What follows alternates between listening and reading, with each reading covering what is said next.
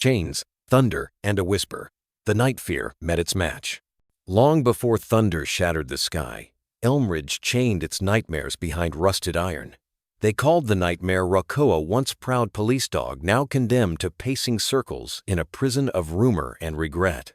But legends seldom stay quiet, and on the eve of the worst storm in years, an uninvited sound crept into the village. The tap-tap-tap of a cane on cobblestone, guided by the surest feet ever to tread without sight. Lena, blind since birth yet fearless in spirit, followed the scent of rain into the field where legends rusted.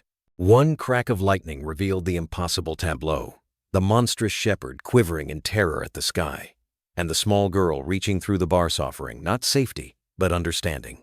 From living room windows, townsfolk watched their nightmares collide with hope, wondering which would break first, the chain or the child's resolve. None guessed the storm itself would decide.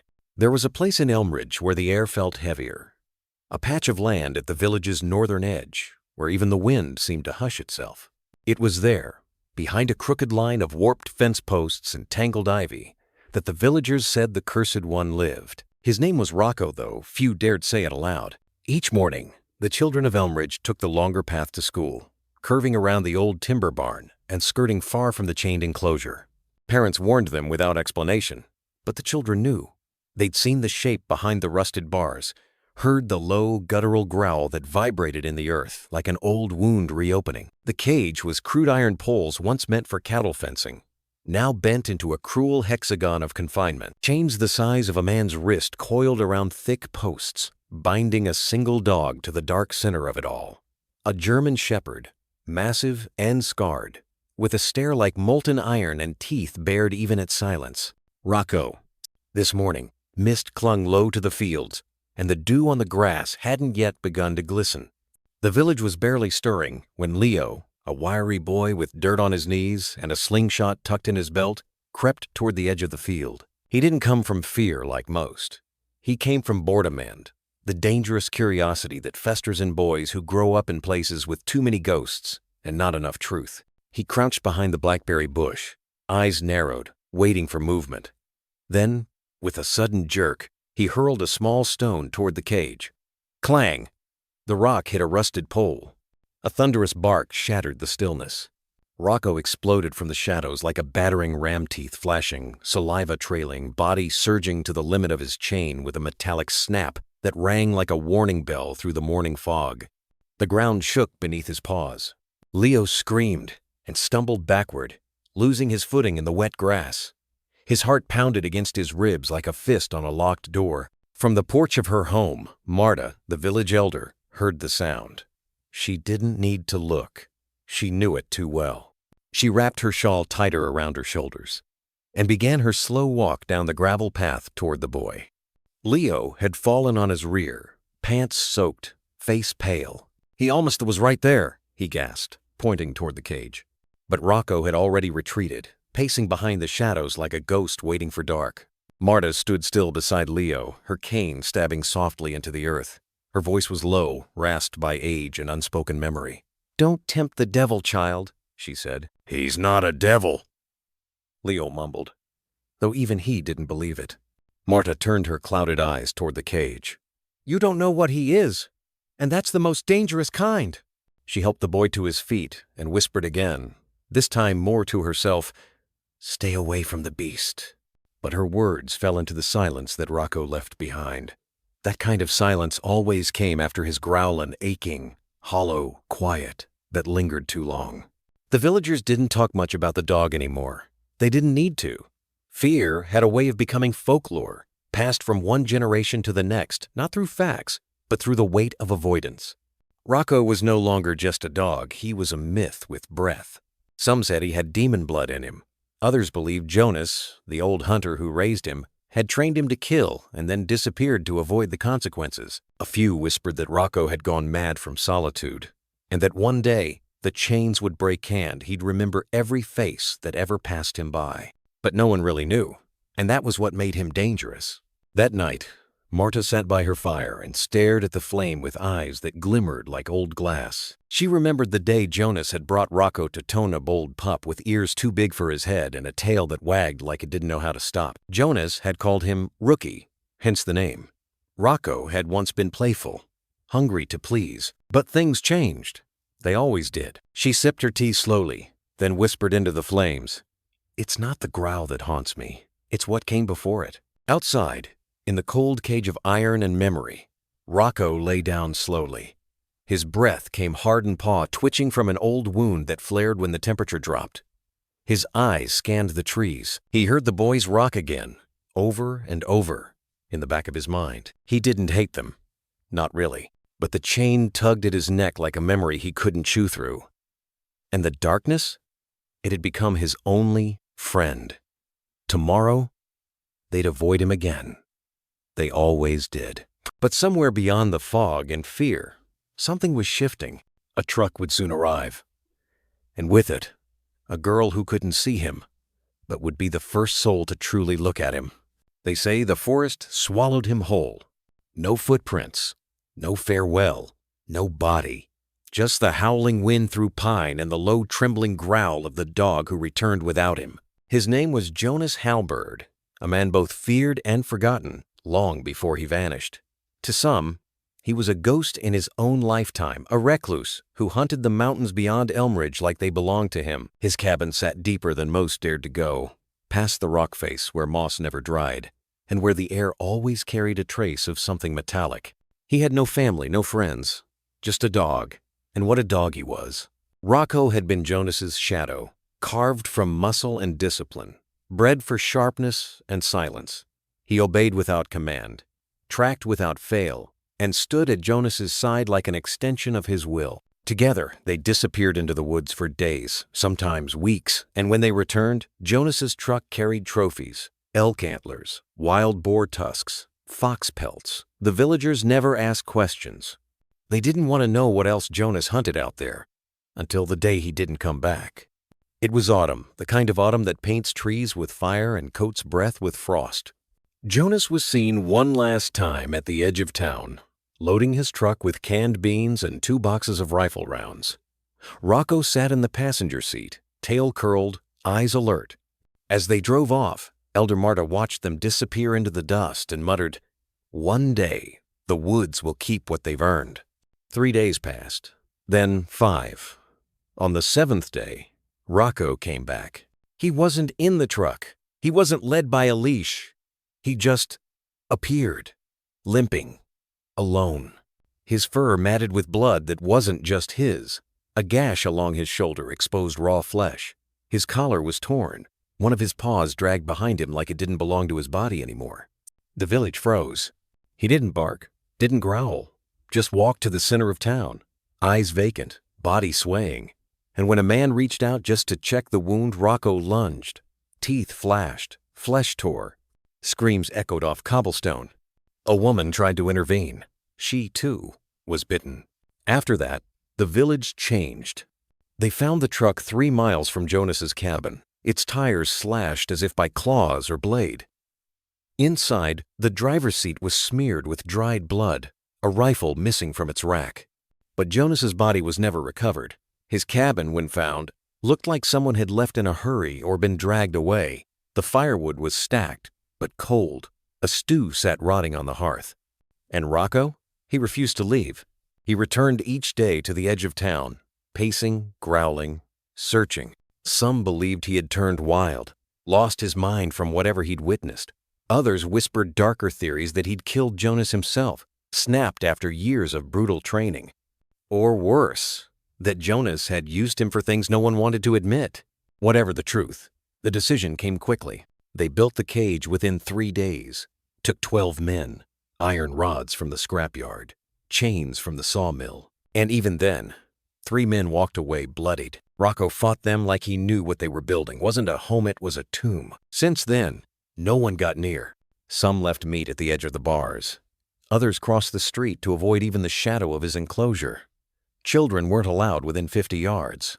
And the story of the dog who returned alone was sewn into bedtime warnings.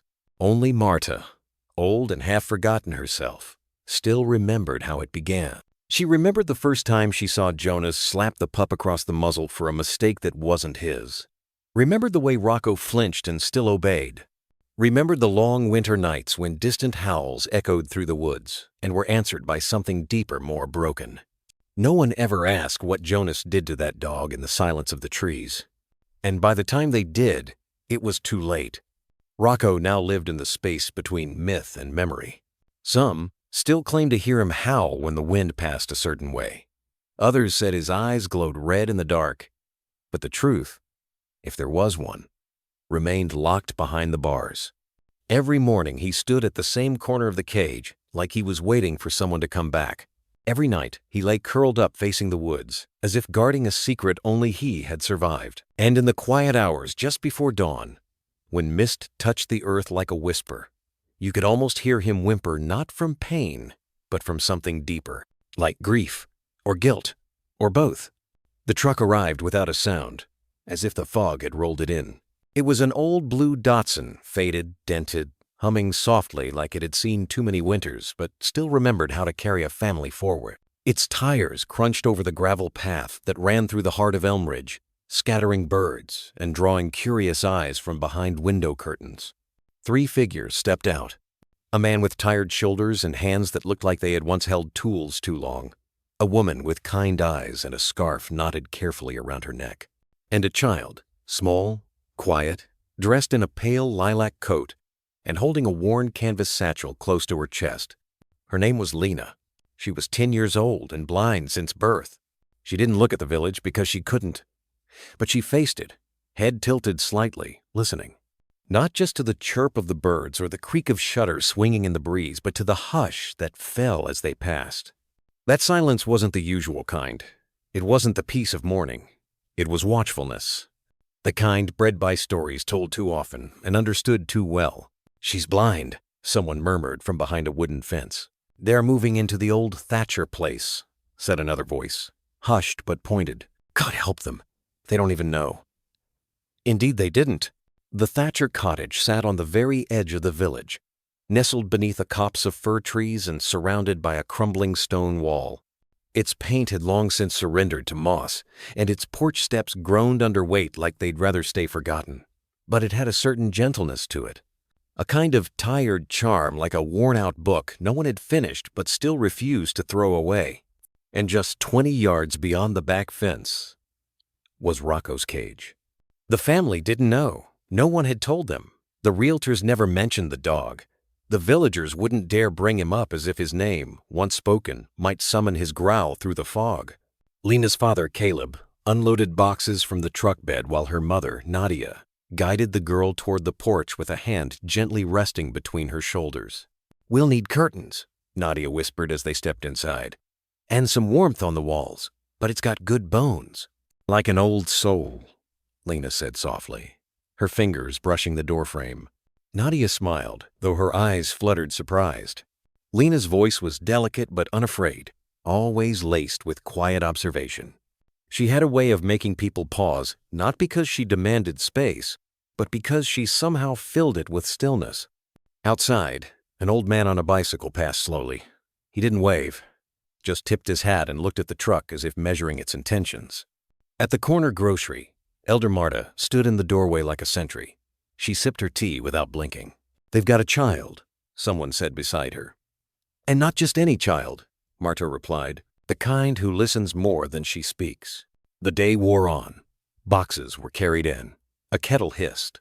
The front gate squeaked open and closed with the rhythm of new beginnings. But Lena didn't rush to explore. She sat instead on the front steps, legs crossed, listening. And then she heard it, a sound not like the others. Low, rough, wounded, not far but not near either. Grr, bark. It cut through the birdsong like a splinter, deep and raw and primal. For a moment, even the leaves seemed to stop moving. Lena's head turned instantly toward it. "What was that?" she asked. Her mother froze in the doorway. "Just a dog," she said too quickly. "Probably one of the farm strays." But Lena didn't nod. She just tilted her head again, listening deeper. Her hands rested on her knees, but her fingers tapped an invisible rhythm, as if her body was reading something beneath the silence. "That didn't sound wild," she murmured. "It sounded tired." That night, over dinner, Lena sat quietly, while her parents chatted about curtain rods and insulation. She barely touched her soup. Her mind stayed on the sound. That single bark had told her more than any villager ever would. It wasn't angry. It wasn't hungry. It was alone. In the fields behind the house, beyond the tall grass and through a line of worn cedar posts, Rocco watched. He had smelled them before he heard them. New people always had a different scent full of hope and things they hadn't lost yet. But this one, this child, she was different. She hadn't flinched when he barked. She didn't turn away.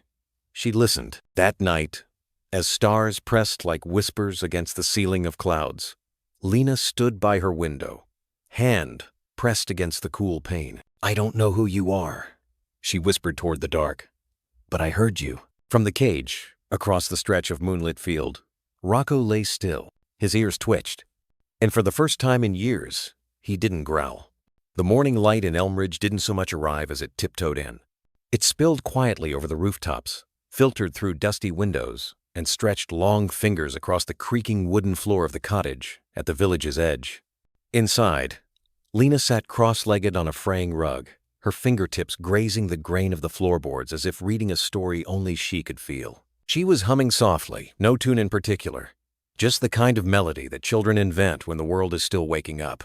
Her head tilted slightly, her eyes gently closed, and she was listening to the gentle flutter of curtains, to the distant clatter of someone chopping wood, to the kettle in the kitchen letting out a sleepy sigh of steam. And then she heard it, bark, low, abrasive, echoed by silence. She froze. It wasn't the yapping of a farm dog chasing shadows. It wasn't the bark of greeting or the bark of play. This one was something else entirely. Raw, deep, like it had to claw its way out of the chest it came from. There was weight in it, history, and something that sat quietly underneath the sound, like a shadow behind a curtained sorrow. Lena's brow furrowed. "Did you hear that?" she asked, turning her head toward the kitchen. Her mother, Nadia, was at the stove stirring oats, the wooden spoon tapping against the pot with a rhythm learned through routine. She paused, listening. Another bark cracked through the air, closer now.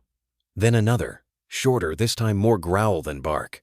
Then silence. Nadia tensed. She wiped her hands on a cloth and walked to the window, peeking through the side where the curtain didn't quite cover the view of the back fields. The cage was still there. So was the dog. His silhouette stalked the edge of the enclosure, fur raised, tail stiff, pacing like a storm held back by rusted iron and memory. "That's just the dog that lives behind us," Nadia said gently, trying to disguise the tremble in her voice. "He barks sometimes.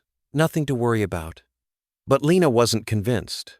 She rose to her feet slowly, walking barefoot across the floor toward the door, her fingers brushing the doorframe. "He doesn't sound angry," she whispered. "He sounds sad." "F. Priesin." Her mother turned sharply. "That dog is dangerous, Lena," Nadia said more firmly now. "He's not like others. People have been hurt. You mustn't go near him." Lena didn't argue. She rarely did, but her face didn't retreat in fear. Instead, she tilted her head again, trying to memorize the shape of the bark in the air, its weight, its rhythm, the breath that followed after, like a sigh left unfinished. "There's something in his voice," she said softly, "like someone calling from far away, but not expecting anyone to answer." Nadia blinked, taken aback by the words not because they were poetic, but because they were true. She didn't reply, just walked over to her daughter and knelt in front of her, gently cupping her face. "You have a good heart, sweet one," she said. "But not everyone, not everything is meant to be saved." Lena reached up and placed a hand over her mother's hand. "I'm not trying to save him," she said. "I just want to know why he's crying so loud inside." The words hung in the room like dust in a shaft of morning light. Outside, the village went about its quiet rituals. But behind the Thatcher cottage, beyond the line of tired cedar posts, Rocco stood at the far end of his cage, ears perked. He had barked only because the wind shifted, carrying a scent he hadn't smelled in years, one that lingered like a memory half recalled. Lavender. And cinnamon soap, the kind Jonas's wife used to wear before she left, long before Rocco's world became iron and isolation. But this was different. This scent was younger, softer, untouched by pain. It wasn't Jonas. It wasn't rage. It was something unafraid. He paced again, growling low, but there was no force behind it, just habit.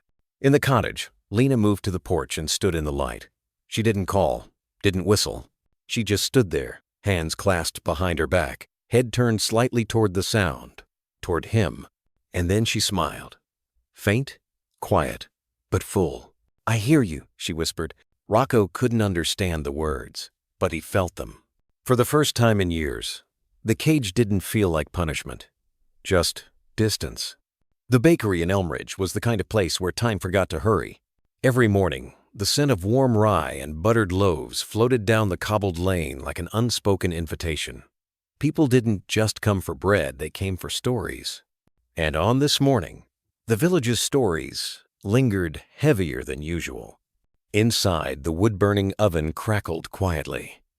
Sunlight poured through the front windows, catching dust motes in mid-air like golden snowflakes. Elder Marta sat at her usual spot, a corner booth beneath the oil lamp with her shawl drawn tight around her shoulders and a chipped porcelain cup of chamomile between her hands. She watched the door. And soon enough, it opened.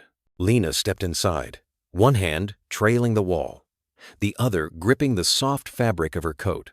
Nadia followed close behind, placing a gentle palm on her daughter's back as they made their way to the counter. "We'll have 2 bowls of the lentil," Nadia said, offering a small smile to the baker's wife, whose apron was dusted with flour. "And a slice of the honey bread, please," Lena added softly, surprising them both. The woman behind the counter blinked. "Of course, dear." They took their seats by the window, where the light fell warm across Lena's face. She turned her head slowly, taking in the voices, the clatter of plates, the steady rise and fall of small talk.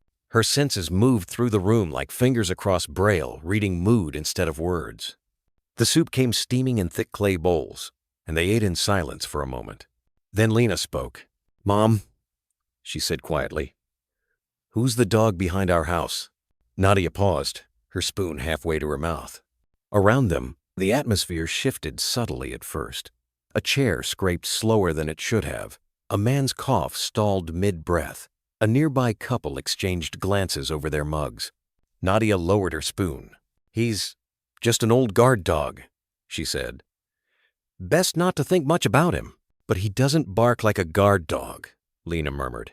"He barks like he's remembering something painful." Across the room, Elder Marta stirred in her seat, her eyes locking on the girl with unexpected focus. "You've heard him, child?" she asked, her voice like gravel wrapped in linen. Lena turned her face toward the sound. "Yes, more than once." Marta set her cup down with a soft clink. "Then do yourself a kindness," the old woman said, "and forget it." Nadia sighed gently. "We've already spoken about this." But Lena interrupted. "Why is everyone afraid of him?" A silence settled so thick you could taste it in the bread. The baker's wife cleared her throat. "That dog ain't right. Never was." "He's possessed," Marta muttered. Nadia looked over, startled. "Marta." "I'm old, not blind," the elder snapped. "I remember what I saw. That beast came back from the woods, bloodied and snarling after his master vanished. You know that." Lena frowned. "Maybe he was scared." "Scared dogs don't tear flesh," another voice added from a nearby table. It belonged to a man with sun-cracked skin and a scar running down the side of his neck. "He bit 2 people, unprovoked. Tried to drag a child once, too, if it weren't for the chain." "He's not chained anymore," Lena said softly. "He's caged." The room stilled again. Nadia placed her hand over Lena's on the table, as if trying to anchor her to the present. "Sweetheart, it's not our concern." But Lena didn't withdraw. She felt it in her chest like a wire pulled tight between her and something unseen. The dog's pain had a frequency, and she could hear it in the spaces no one else listened to. "He's not evil," Lena said, almost to herself. "He's grieving." Marta let out a breath that might have been a scoff or a sigh. "You're 10, child. You don't know grief." Lena turned her head slightly. "Neither do you. If you think grief always comes with tears." That silenced even Marta. The soup cooled. The honey bread sat untouched. And yet, Lena's words remained warm on the air, unsettling in their clarity. She didn't try to argue, didn't raise her voice. She simply knew. Outside the bakery, A cold breeze stirred fallen leaves across the cobblestones. Across the village, crows gathered along the rooftop of the old Thatcher house, their cries sharp against the sky. And behind it, in the cage overgrown with weeds and rusted bolts, Rocco lay curled but restless, his ears twitching as if someone had just said his name without speaking. The night in Elmridge had a way of folding in on itself. Once the lanterns dimmed and the last kettle cooled, silence claimed the village like a soft, invisible fog. Trees stopped rustling. Steps grew muffled on damp earth. And in the stillness, the world belonged to things that didn't need light to feel their way forward. Lena sat cross-legged on the front porch, wrapped in her faded blanket, her bare feet brushing the wooden planks. The house behind her was dark, save for the soft flicker of candlelight escaping from the living room window. Her parents had gone to bed an hour ago, assuming she had too. But she hadn't. She couldn't. There was something in the air that wouldn't let her sleep, a vibration beneath the quiet, as though the night itself were holding its breath. Her head tilted toward the distance, toward the field where moonlight met shadow. And that's when she heard it again. Grrr. Not a full bark, not even a snarl. Just a low, grating hum that scraped against the base of her ribs like a bow over taut strings. Another growl. Longer this time, and then nothing. The silence that followed wasn't peace. It was pain. Lena leaned forward slightly, her fingers curling into the blanket as she strained to follow the sound's trail as if she could catch it mid-air and press it against her ear. There, a whimper. It was barely audible, the kind of sound you'd miss if you weren't listening for it, but Lena was. She heard the way it trembled at the edges, like a voice learning how to cry again. It wasn't threatening.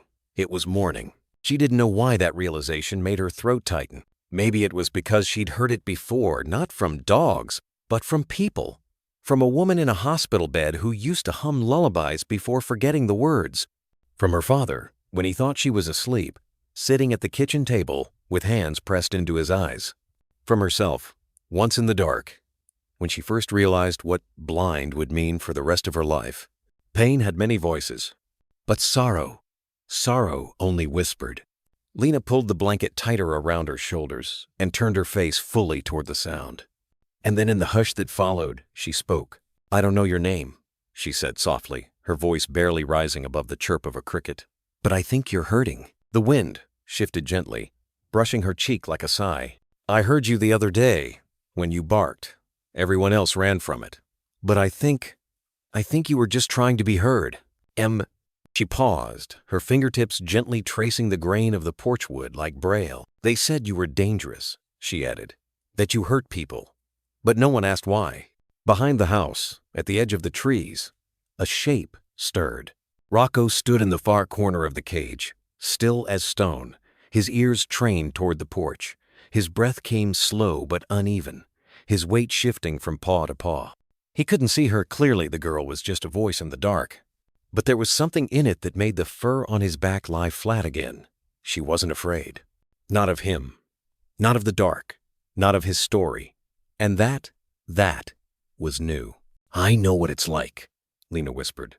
"To have people think you're broken before they know you. To be judged by something you didn't choose." She tilted her face skyward, blind eyes closed, lashes brushing her cheeks. "My world doesn't have colors," she said, "but it has sounds. And I hear things people miss, like how your growl. It ends like a sob you swallowed." Another pause. "I think you're tired," she added, "and lonely, and maybe you miss someone." She didn't expect a response. She didn't need one. Talking into the night had always brought her peace, even if no one answered.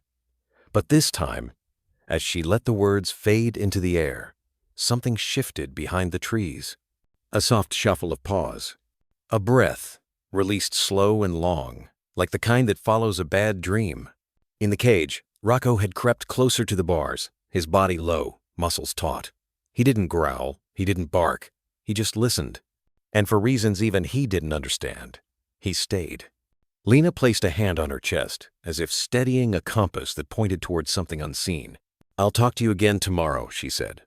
Then she stood, blanket trailing behind her like wings too tired to lift.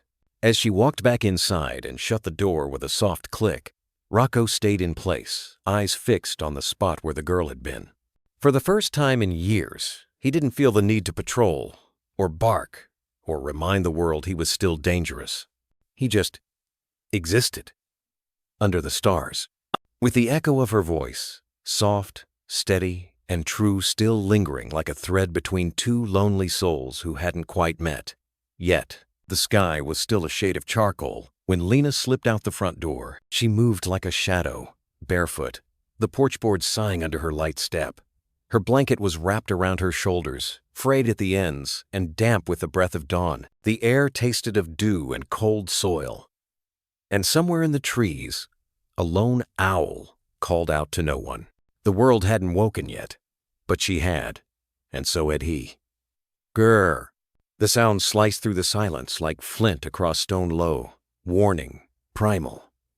Lena paused, one hand brushing the wooden railing as she tilted her head. There it was again, that voice in the dark. His voice. Rocco. He was awake too, waiting. She stepped down into the grass, letting her toes sink into the cold. Her fingers extended, touching the edges of the stone wall that framed their garden, then followed the path where fence posts became guides, each one worn smooth by wind and time. Lena moved slowly but with purpose, her feet knowing the rhythm, her ears tuned to the heartbeat of the earth. She could feel him before she heard him again, like a pressure in her ribs, a tension in the air that made her breathing slow. A few yards ahead, behind thick bars and rusted bolts, Rocco watched her come. From the cage, his form was still shadow hulking, waiting. His breath came heavy, nostrils flaring as her scent reached him through the damp. A different scent. No fear, no urgency. Just intention. And that's what scared him. He growled louder now, a guttural, rising thunder that echoed across the quiet field. Birds startled from branches. A goat bleated from a nearby pen. The village, barely stirring in sleep, shifted into awareness. A shutter creaked open. A voice, sharp and panicked, rang out from a farmhouse window. "Hey, Girlden, go near there!" Another light flicked on. "Someone stop her. That's the halberd dog. He'll tear her apart." Lena didn't stop. She walked with one hand tracing the fence, the other held slightly out as if balancing on sound itself. Her head turned toward the growl, not away from it. Behind her, the voices rose. "God in heaven, she's blind!" "Where are her parents?" A door slammed. Footsteps pounded across gravel. But no one ran into the field. No one dared get close. The cage stood like a scar in the center of the clearing, black iron welded into a shape that spoke only of fear. And inside it, Rocco surged forward. Chains snapped tight. Dirt kicked up beneath his paws. His teeth flashed like broken glass under moonlight. And still, she walked. Lena stopped just a few feet from the bars. She didn't cry, didn't tremble. Her chest rose and fell calmly, the way it always did when she was listening. She turned her face toward him. "I heard you again last night," she said, her voice so soft the wind almost stole it. "You sounded cold." Rocco snarled. The sound ripped through the clearing. It was instinct, defense, habit. But beneath it, just beneath, was hesitation. He had expected retreat, panic, screams. Instead, he got her. She took one slow step forward, then another. "Don't!" someone shouted from the tree line. "She'll lose her hand," a woman cried. But Lena's hand didn't flinch. She raised it gently, palm facing out, fingers relaxed. "I'm not here to hurt you," she whispered. Rocco bared his teeth. Saliva dripped from his mouth. His tail stiffened. He backed away, then lunged again. Clank! The chain snapped taut, keeping him inches from the bars. But she didn't move, not even a flinch, just that hand, still outstretched, still believing. "I don't know what they did to you," she said, "but I don't think you deserved it." The cage pulsed with his breath. Her voice was barely above the breeze now. "I think you were loved once, and then someone left. Or got taken." "Oh." Rocco stopped growling. He didn't move, he just stared, the way soldiers stare at graves. The clearing fell into silence again, broken only by the ragged sound of his breath. Lena stepped closer, toes touching the cold bars. She couldn't see the fury in his posture. She couldn't see the way his body coiled with distrust, but she could feel it. And somehow, She wasn't afraid. She took one final step and knelt down slowly in the grass. They were just a few feet apart now, one behind iron, the other behind skin. "You don't have to talk," she said. "You've been shouting your story for years and no one listened. But I'm here now." Behind her, the villagers stood frozen, their fears wrapped tight around their mouths, unable to speak what their eyes refused to believe. A blind girl had crossed the field, faced the beast, raised a hand, and he hadn't struck. Not yet. Not at all. The wind stopped. It was that kind of silence, thick and swollen like the pause between lightning and thunder, where every living thing forgets how to breathe. Rocco's muscles coiled, his claws digging into the dirt beneath the cage as he launched forward with terrifying force.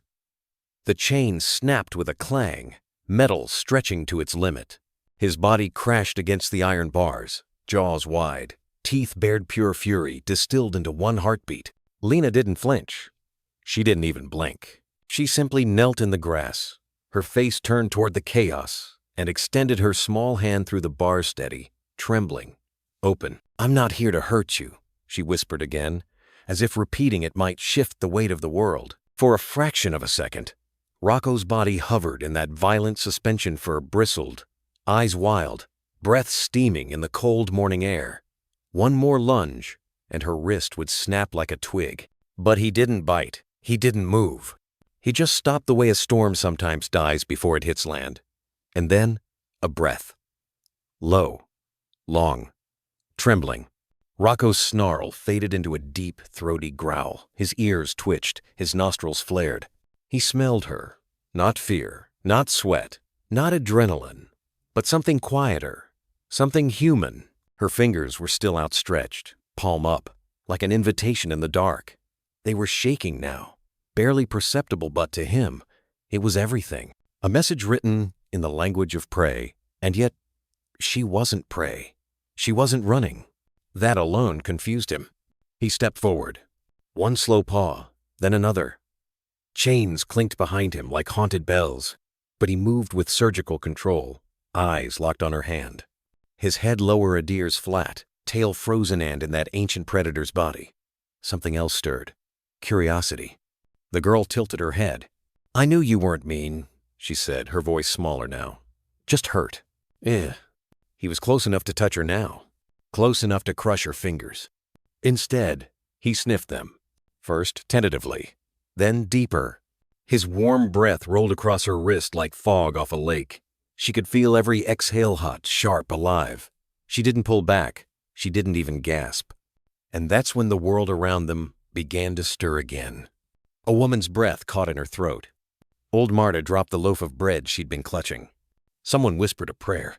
Someone else cursed under it. From behind a fence, a boy no older than Lena gasped, "He's not biting her." He sounded like he'd seen the moon touch earth, because that's what it felt like, a miracle. Not loud or grand, but quiet, impossible, and true. Rocco's nose touched her palm. Lena bit her lower lip, holding her breath. The fur on his muzzle was coarse and uneven, matted from years of neglect. His scars were hidden beneath the black saddle of his coat, but she didn't need to see them to know they were there. She could feel them in the way he moved, like something that used to be proud, now caged within its own rage. And yet that snout lingered. She whispered, "You're not a monster. You just forgot." Rocco exhaled low and deep, the sound almost like a sigh. Then something changed. His shoulders dropped slightly. His eyes narrowed into knife softened, just enough to reveal the creature behind them. Not a beast, not a killer, just tired. Lena slowly withdrew her hand, brushing her fingertips gently along the bars. "I'm Lena," she said softly. "You don't have to tell me your name. I'll wait until you're ready." He didn't respond, but neither did he growl. The tension that had held the clearing in a vice finally loosened. The villagers, still paralyzed in disbelief, began to whisper among themselves like waves brushing the edge of an abandoned dock. I saw it with my own eyes. She touched him. No, it's a trick. That girl's cursed. She's blind. She felt him." Old Marta clutched her shawl tighter, her voice cracking. "That dog's got the devil in him. You mark my word, she's just waiting." But Lena wasn't listening anymore. She stood slowly, her knees damp from the grass. She wiped them absently, as if it were any other morning, any other stray dog, any other act of small kindness. Then, just before turning back toward the path, she whispered, "Thank you for not hurting me." Behind her, Rocco didn't move, but his head tilted ever so slightly, as if trying to memorize the shape of her voice. Lena traced the fence again with her hand, walking back the same way she'd come. Her mother stood waiting at the porch, pale as snow, hands shaking. "Lena!" she cried. "Are you Diddy?" Lena simply smiled. He listened. Her mother sank to her knees, gathering her daughter into trembling arms. Her lips pressed against Lena's hair, and her tears soaked into the girl's blanket. "You could have been killed," she whispered. "But I wasn't," Lena replied gently. "Because he didn't want to." And in the cage behind them, Rocco sat down. For the first time in years, he didn't pace. He just sat and watched. The bell above the bakery hadn't even rung when the shouting began. By the time the sun cleared the ridgeline, the whole village had erupted like a pot too long over fire. Smoke from morning ovens curled above rooftops, mixing with the haze of suspicion that spread like a stain. She touched the beast. Someone gasped in the market square. Not just touch-stroked its muzzle, another barked. No bite marks, no scratches.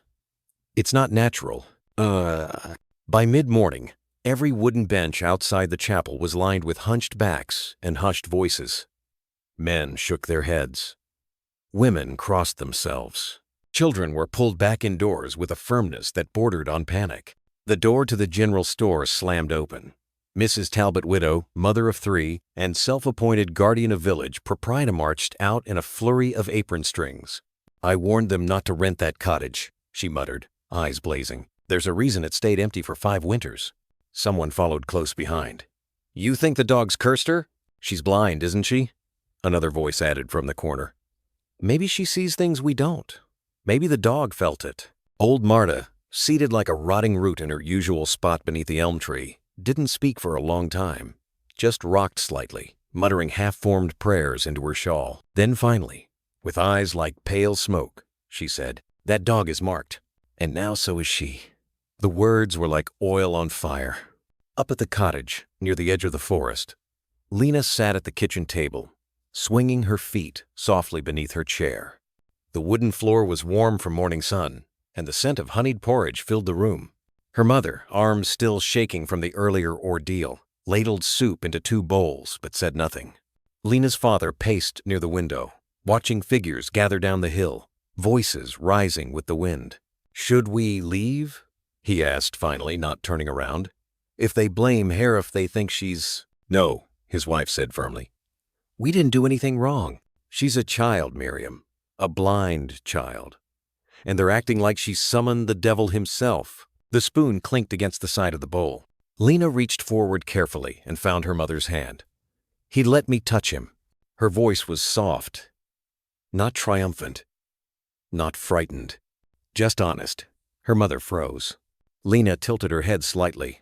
"He was angry, but also lonely. I could feel it."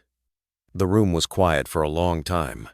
Then her mother exhaled, slowly, and pulled Lena into her arms. She didn't ask why. She didn't say the villagers were wrong. She just held her daughter tighter than she had in days. Outside, the crowd had grown. In front of the church, Father Hugo raised his palms to calm the gathered voices. "We don't know what happened yet," he said gently, "but we mustn't turn on a child." And so, she entered the beast's cage, a voice shouted back. "You think that was an accident?" She walked right up to him, another added. "Didn't even flinch." "I saw it too," muttered the butcher, his apron still stained from morning work. "She spoke to it, like it was human." "It's not human! It killed Jonas!" "Shh, quiet now." But the fire was lit. A woman near the back of the crowd clutched her daughter's hand and hissed, "You are not to speak to that girl, you hear me?" Not a word.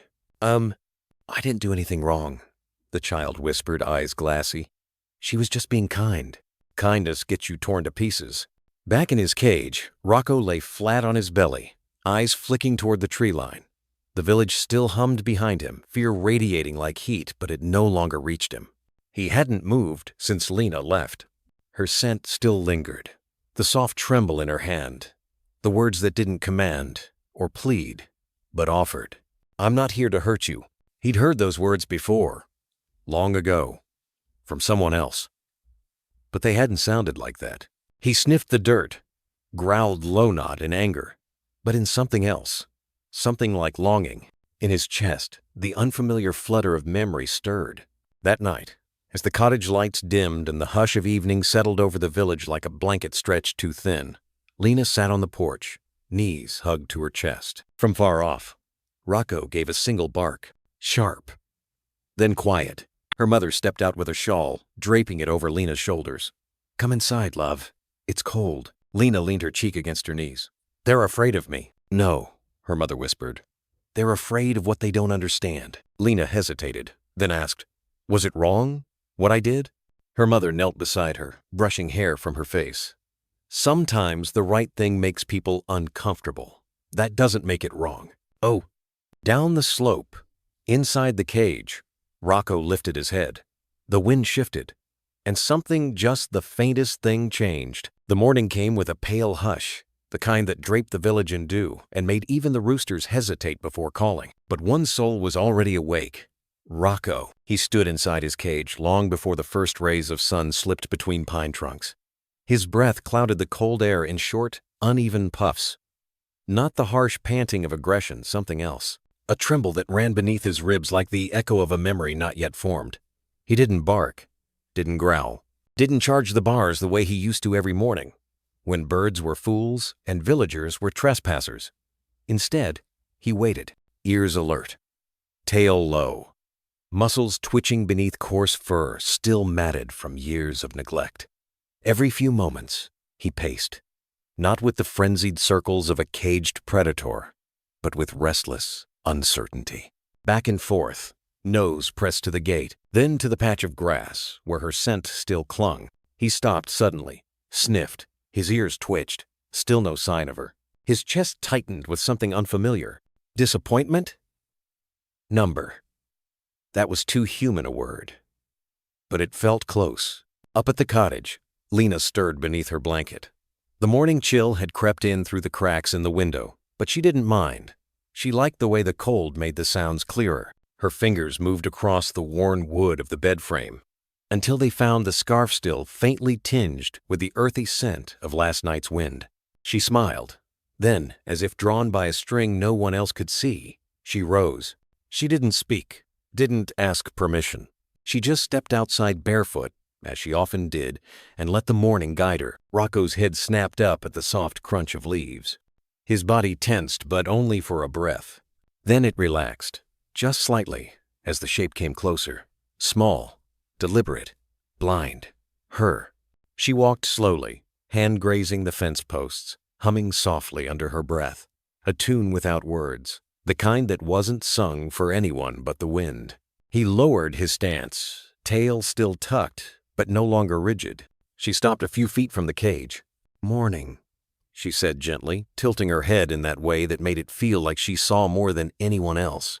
Rocco didn't move, didn't lunge, didn't growl. She sat down cross-legged on the damp ground, close enough that he could smell the bread on her breath and the damp wool of her sweater. He crept forward one step, then another. The metal of the cage didn't groan. The air didn't buzz with threat. Just the silence between them. It stretched and softened. "I thought about you last night," she whispered. "Your breathing. It changed after I left. Like you didn't want to be alone again." He blinked. Slow. A pause too long to be instinct. She smiled faintly.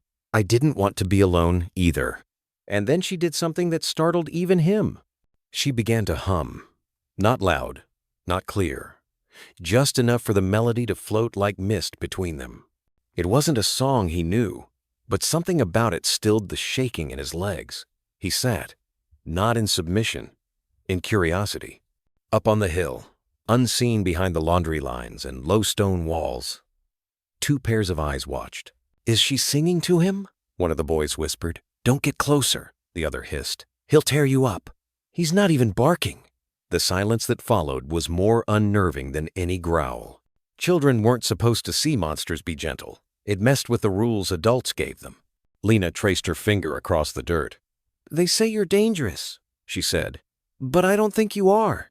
Rocco tilted his head. She nodded, as if she heard him. "I think you're hurt." "That's different." He exhaled sharply. Not a snort, not a warning. Almost like agreement. The melody faded.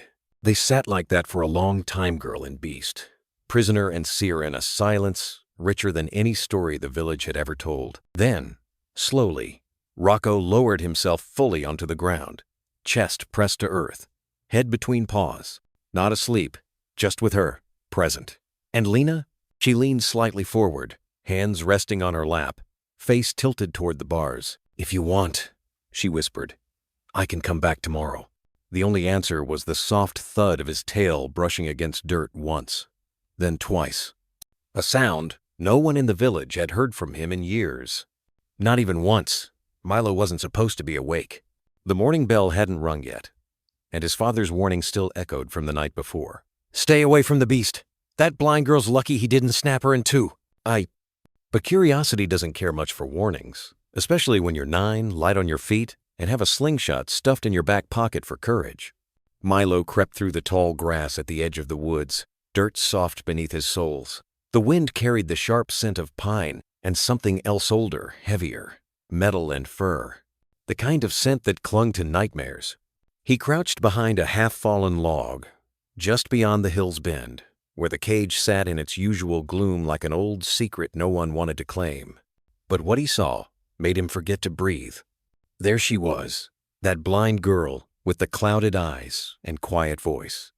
And the dog was lying down, not watching her, not snarling, just there, head resting on the earth, only inches from where her hand absently brushed the grass. Milo's brow furrowed. He blinked hard, as if that might correct the scene. But it didn't change. The dog Rocco shifted only once, not toward the girl, but toward the faint melody she hummed again. The one that sounded like a lullaby, half remembered in a dream. By noon, Milo had told 2 others, and by sundown there were 6. None of them told their parents. They just whispered to each other beneath the bridge, trading speculations like smuggled candy. He didn't even growl. Maybe she controls him with some kind of magic. No, she just talks to him. I think he listens. You're making that up. I saw it. The next morning, 3 boys and a girl named Elsie followed Milo up the ridge just before breakfast. They ducked behind the low blackberry thickets that lined the far slope close enough to glimpse the old cage, but far enough not to be noticed. Rocco was already there. So was Lena. She sat cross-legged, humming quietly as she snapped twigs in her hand, feeling their texture like braille. Rocco didn't lie down today. He sat tall, ears forward, not aggressive, just alert, like a soldier beside a campfire. He stared at the girl's hands as they moved, one moment twitching, the next still. "She can't even see," Elsie whispered. "So how does she know where he is?" "She doesn't need to see," Milo said, strangely serious. "She knows." None of them understood what that meant, but none of them left. From her spot near the cage, Lena paused, mid-song. She tilted her head just slightly toward the bushes. "Are those your friends?" she asked gently, not smiling, not teasing. Rocco lifted his head, sniffed the air once, then went still again. Lena didn't turn toward the rustling. She didn't need to. "I think they're afraid of you," she said softly, as if it were a private thought. "But not because of you, because of what people told them." Rocco shifted his weight, a faint grunt leaving his throat. It wasn't irritation. It was resignation. "They don't see you," Lena murmured, brushing her fingers across the dirt. "Not really." A pause, then, "But I do." Behind the thicket, Milo felt something stir in his chest, something uncomfortable and unfamiliar. Guilt. He had thrown stones at that cage once, just last spring. He'd shouted at it like the others, laughed when Rocco snapped, told stories about blood and bones. But this didn't match any of it. The beast didn't look like a monster. He looked like a prisoner, listening to music. Only one person remembered how to play. By the end of the week, there were 9 children who watched. No one spoke above a whisper. No one dared throw anything. Even the rowdy twins, Lucas and Jonah, who once boasted of stealing bones from the edge of the cage, sat still in the bushes, eyes wide and silent. And every day, Lena came. And every day, Rocco waited. What the children didn't know, what the adults hadn't noticed yet, was that something had begun to change in the soil of the village. Not a sound, not a movement, a shift. The kind that begins with questions. The kind that starts when old eyes are forced to see something new. The sky wore a colorless hush that afternoon, none of those strange, in-between hours where the sun softened but refused to set. Cicadas buzzed like a distant choir, and dust swirled idly in the golden light. Lena walked slowly down the slope, her cane tapping the earth with a rhythm only she knew. She didn't need it to find the path anymore. Her feet had memorized the dips and roots. Each step toward the cage felt less like trespassing now, and more like returning. Rocco was already there, as always. Paws curled beneath him, gaze steady. He no longer barked when he heard her coming, no longer stiffened, but he never moved first. Today was no different at first. Lena stopped just a few feet from the bars, sitting cross-legged like she always did.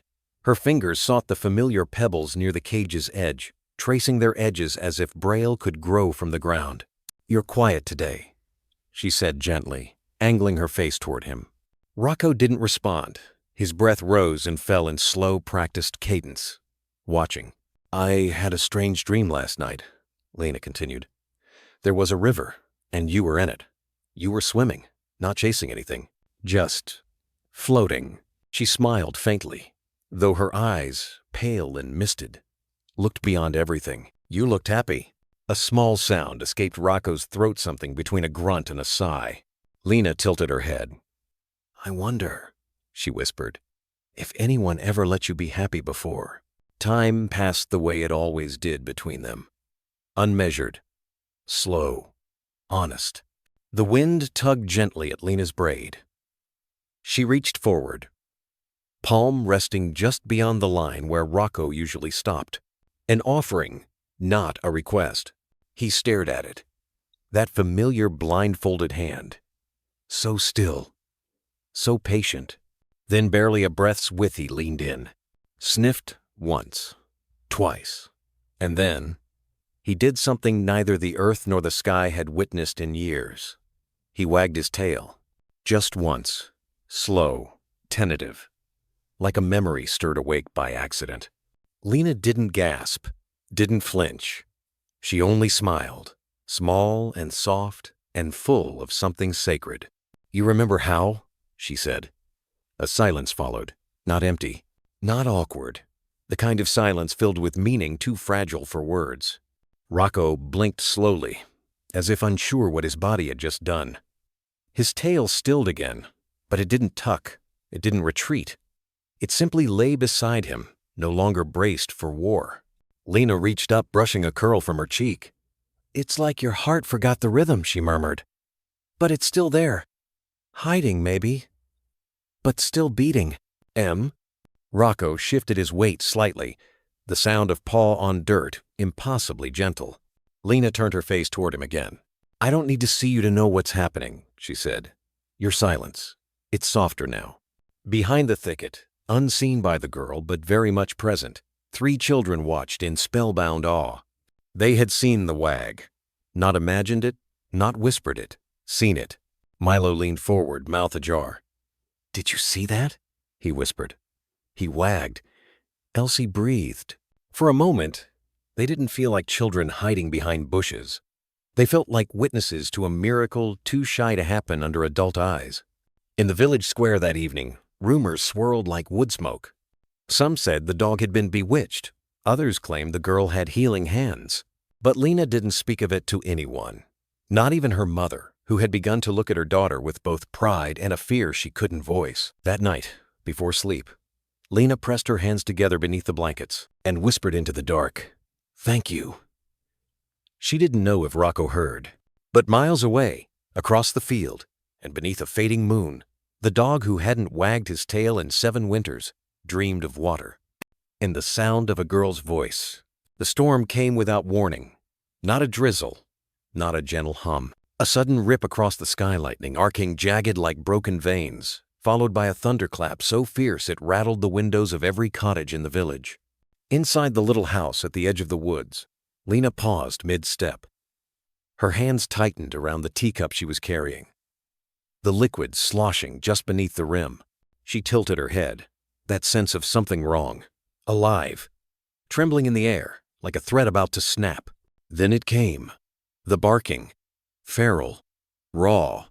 Each bark like a wound ripped open. From the cage beyond the field, Rocco's voice tore through the thunder louder than any wind, more guttural than any fear. It wasn't the sound of anger. It was panic, the kind that breaks bones from the inside. Lena set the cup down on the windowsill, slowly, gently, as if to balance the world. Then she walked outside. Rain hadn't fallen yet, but the wind had changed. It reeked of electricity and old grief. Trees bent like they remembered. Her father, Daniel, stood at the door, calling out, "Lena, wait! Come back inside!" But she kept walking barefoot, her nightgown brushing the grass, her steps steady as her hair flew around her face. She reached the porch, placed both hands on the railing, and tilted her head toward the storm. She didn't need to see to understand. Rocco was breaking. Each bark was more unhinged than the last. She could hear the scrape of claws against wood, the metal clang as he slammed himself against the bars. Rocco, the silent shadow for weeks now, had unraveled. And she knew why. It wasn't just thunder. It was memory. Lena closed her eyes and whispered, "You're not there anymore." Her voice was soft, but it carried. "You're not in the fire. You're not in the trucks. You're not in the screaming place." The wind howled back. Rocco barked louder, and for a moment it seemed the cage would tear from its hinges. Villagers watched from cracked doors and curtained windows, muttering prayers and fears and curses they didn't understand. Lena stayed still. She gripped the railing and called again, firmer this time. "Rocco." The barking paused, only for a breath, but it paused. Then another roll of thunder cracked the sky like bones breaking. Rocco howled. Daniel stepped forward now, his face pale and drawn. He watched his daughter so small, so fragile, facing something even grown men dared not approach. He had never seen her like this. Rooted. Steady. A still point in a storm. He started to say her name again, but something in him stopped him. Not fear, reverence. Instead, he stood there in the doorway, arms crossed, helpless, watching the invisible thread between a girl and a beast shake but not break. "I know it hurts," Lena whispered, her voice trembling. "I know the sky sounds like the thing that hurt you." Her eyes filled, but she didn't cry. "I don't know what they did to you, but you're not there now. You're here, with me." She took a shaky breath. "And I'm not afraid of your voice." The next flash of lightning painted the world in white, and in that frozen second, Daniel saw it, through the sheet of rain now beginning to fall. Through the gray, Rocco had stopped. He wasn't barking. He wasn't lunging. He was pressed against the front of the cage, head low, chest heaving, eyes locked in Lena's direction like a soldier who heard a voice in the fog. Rain soaked the girl's braid, slid down her jaw. But she smiled. A tiny, broken, whole smile. Minutes passed. The storm raged on. But Rocco didn't bark again. He lay down still panting, but no longer fighting shadows, no longer trapped in that other place. And Lena? She stayed on the porch, humming, barely audible. A lullaby her mother used to sing when she was little and the world had teeth. Her father came beside her now, not to take her in, just to be near. He placed a trembling hand on her shoulder. "You calmed him," he said quietly. "No," she whispered. "He calmed himself. I just reminded him he could." The storm had not passed. It lingered, as some storms do not out of anger, but as if the sky itself couldn't decide whether to hold on or let go. Rain began to fall in earnest. Cold, steady, a cleansing kind of downpour that soaked the world in silence. Lena didn't move from the porch steps. Her arms were tucked around her knees, her dress clinging to her like memory. And though the chill set into her bones, she leaned forward, just enough for her voice to carry again. Not words this time. A melody. Soft. Uneven. As if she wasn't singing to anyone, but with something an old hum braided from her mother's voice, her own heartbeat, and the rhythm of the falling rain. Across the yard, behind the crooked wire gate, Rocco didn't bark. He didn't growl. For the first time in days, maybe, weeks, she listened. Lightning flickered. A harsh blue-white slap across the dark. It lit up the cage like a scene from some war-torn place, and for a breath, the world held its breath. There he was, the dog everyone feared, the beast that no one touched, lying down, not fully, not trustingly. But something in his body had shifted. His head rested on his paws, and though his ears twitched with every distant rumble, he didn't rise.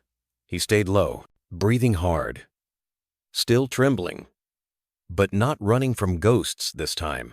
He was staying. Lena pressed her hand to the porch rail, her voice quieter now, just barely above the rain. "I'm here," she whispered between notes. It wasn't a plea, it wasn't a command, it was a truth. The downpour grew heavier. Water pooled in the dirt, carving paths through the dried mud around the cage. Grime began to loosen, clumps slid away from the base, and along Rocco's flanks, the rain did what no hand had done in years. It touched him, not in fear, not in violence, but in cleansing. At first, it looked like streaks of darker fur, but as the lightning cracked again, and the girl saw through the veil of water, she realized they were something else. Scars, faint but deep, ribbons of pain carved long ago, some straight, some jagged.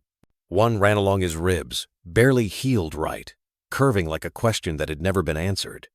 Lena's breath caught, not in pity, but in knowing. She leaned closer, gripping the wooden post beside her to steady her body against the tremble that rose not from cold, but from understanding. "They did that to you," she said. Her voice was barely a sound. "Didn't they?" Rocco didn't move, didn't blink, but his ears flicked again, just once. Acknowledgement.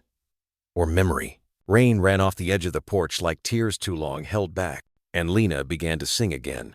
Not a lullaby this time, but something older. A tune with no words, just rise and fall. A song that said, "I see you, and I'm not looking away." She closed her eyes. Let the storm rage. Let the past shake loose. Let scars be seen. Inside the house, her father watched through the window. His hand gripped the curtain, knuckles white. He saw the girl, the cage, the way the dog didn't lunge, didn't threaten, and he saw something he hadn't allowed himself to believe in for a long time. That maybe broken things weren't meant to be feared. Maybe they were meant to be understood. When the next bolt cracked the sky, Rocco didn't flinch. He exhaled, a slow, audible release, heavy as history. And then, so gently it could have been a mistake, he lowered his chin fully to the ground, his body softening like someone who finally found a patch of dry earth in a flooded world. Lena didn't cheer, didn't move, but her eyes brimmed, and for the first time, she whispered something not to the storm, but to the dog, to the scars, to the part of him that remembered everything and yet chose, for this one moment, not to run. "You're still here," she said. "Even after all of it, you're still here." It wasn't the rain that brought him outside. It was the silence. Dr. Bernard Castell, known simply as Doc Bernie to the villager Shad, lived in the weather-beaten cottage near the olive grove since before most of them were born. Time had folded his shoulders, thinned his voice, but not his eyes.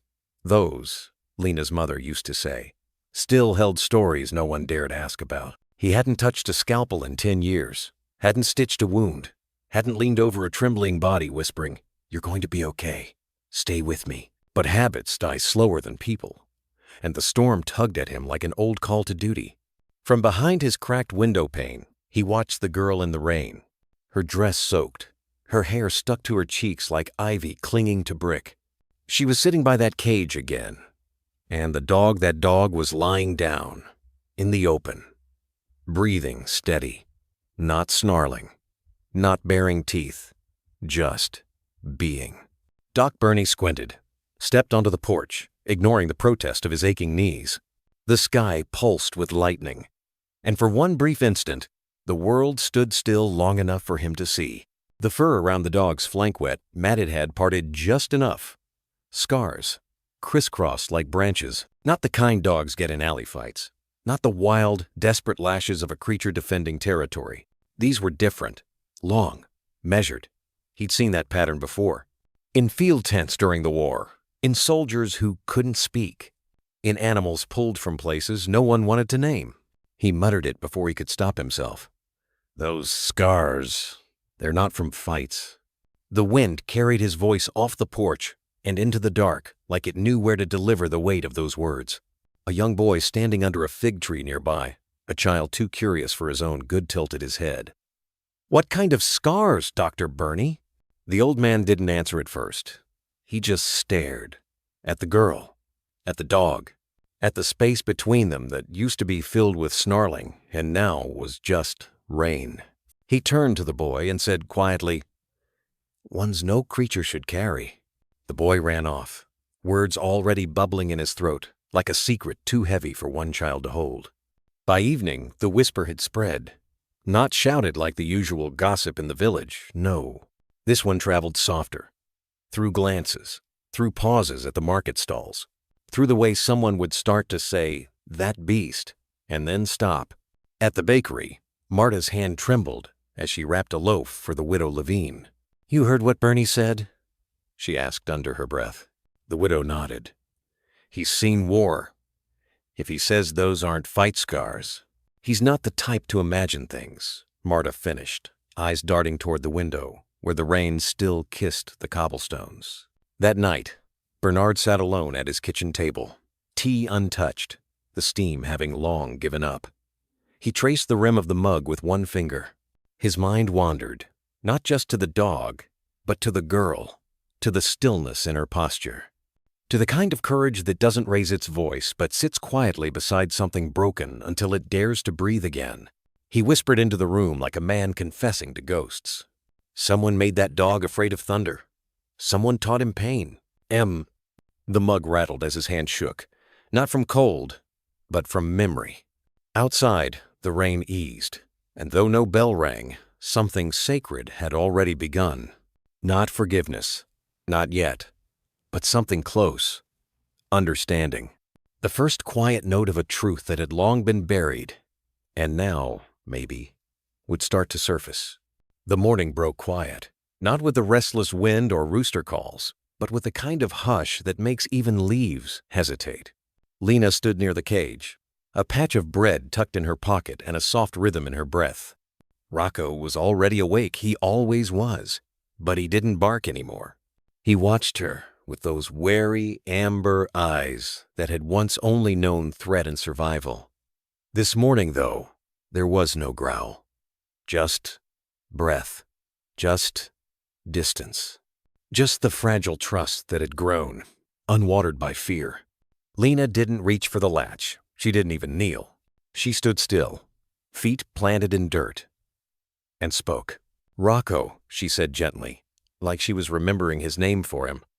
"I'm going to try something." Her hand stayed by her side. She didn't gesture, didn't coax, didn't command. Just let the space between them fill with the tremor of her voice. "Can you sit?" she asked. Not sharply, not firmly, like a suggestion to the wind. Rocco tilted his head, didn't move, didn't blink. She smiled not because she expected him to obey, but because he hadn't flinched. The second day, she tried again. Same voice, same breath. "Sit, Rocco." This time, he lowered his haunches not all the way, not like a trained dog would, but a bend, a beginning. She didn't praise him with claps or treats. She simply said, soft as moss, "Thank you." His ears flicked, a signal only he could read. By the fourth day, she could say it once, "Sit," and he would settle into the earth like he belonged there. It wasn't perfect, it wasn't sharp, but it wasn't fear, it was understanding. Villagers had started to linger near fences again, not shouting, not scolding, just watching. One child whispered, "She doesn't touch him." Another answered, "She doesn't have to." Lena's father had noticed too. One evening, he leaned on the porch railing, arms crossed, eyes narrowed like he was trying to read something far away. "She's not training that dog," he muttered. Her mother glanced up from shelling beans. "No?" He shook his head slowly. "She's talking to him." Ewu. Lena kept her rhythm, never rushing, never raising her tone. She didn't treat Rocco like a problem to solve. She treated him like someone who had been spoken over too long. One morning, when she arrived, she said nothing at all. She just looked at him. Rocco looked back. Then without a sound he sat. And for the first time, She let out a breath she hadn't realized she'd been holding. She crouched nearby, careful not to cross the invisible line between them. "Do you remember who you were before they made you afraid?" she whispered. Rocco blinked slowly, and for just a moment, his tail made one slow thump in the dirt. In the bakery, Marta folded her arms tightly. "He's still dangerous," she insisted to the widow, but her voice cracked halfway through the sentence. In the shadows of the orchard, the retired vet said to no one in particular, "I've seen trained dogs. This one, he's not responding to orders. He's responding to her." Oh.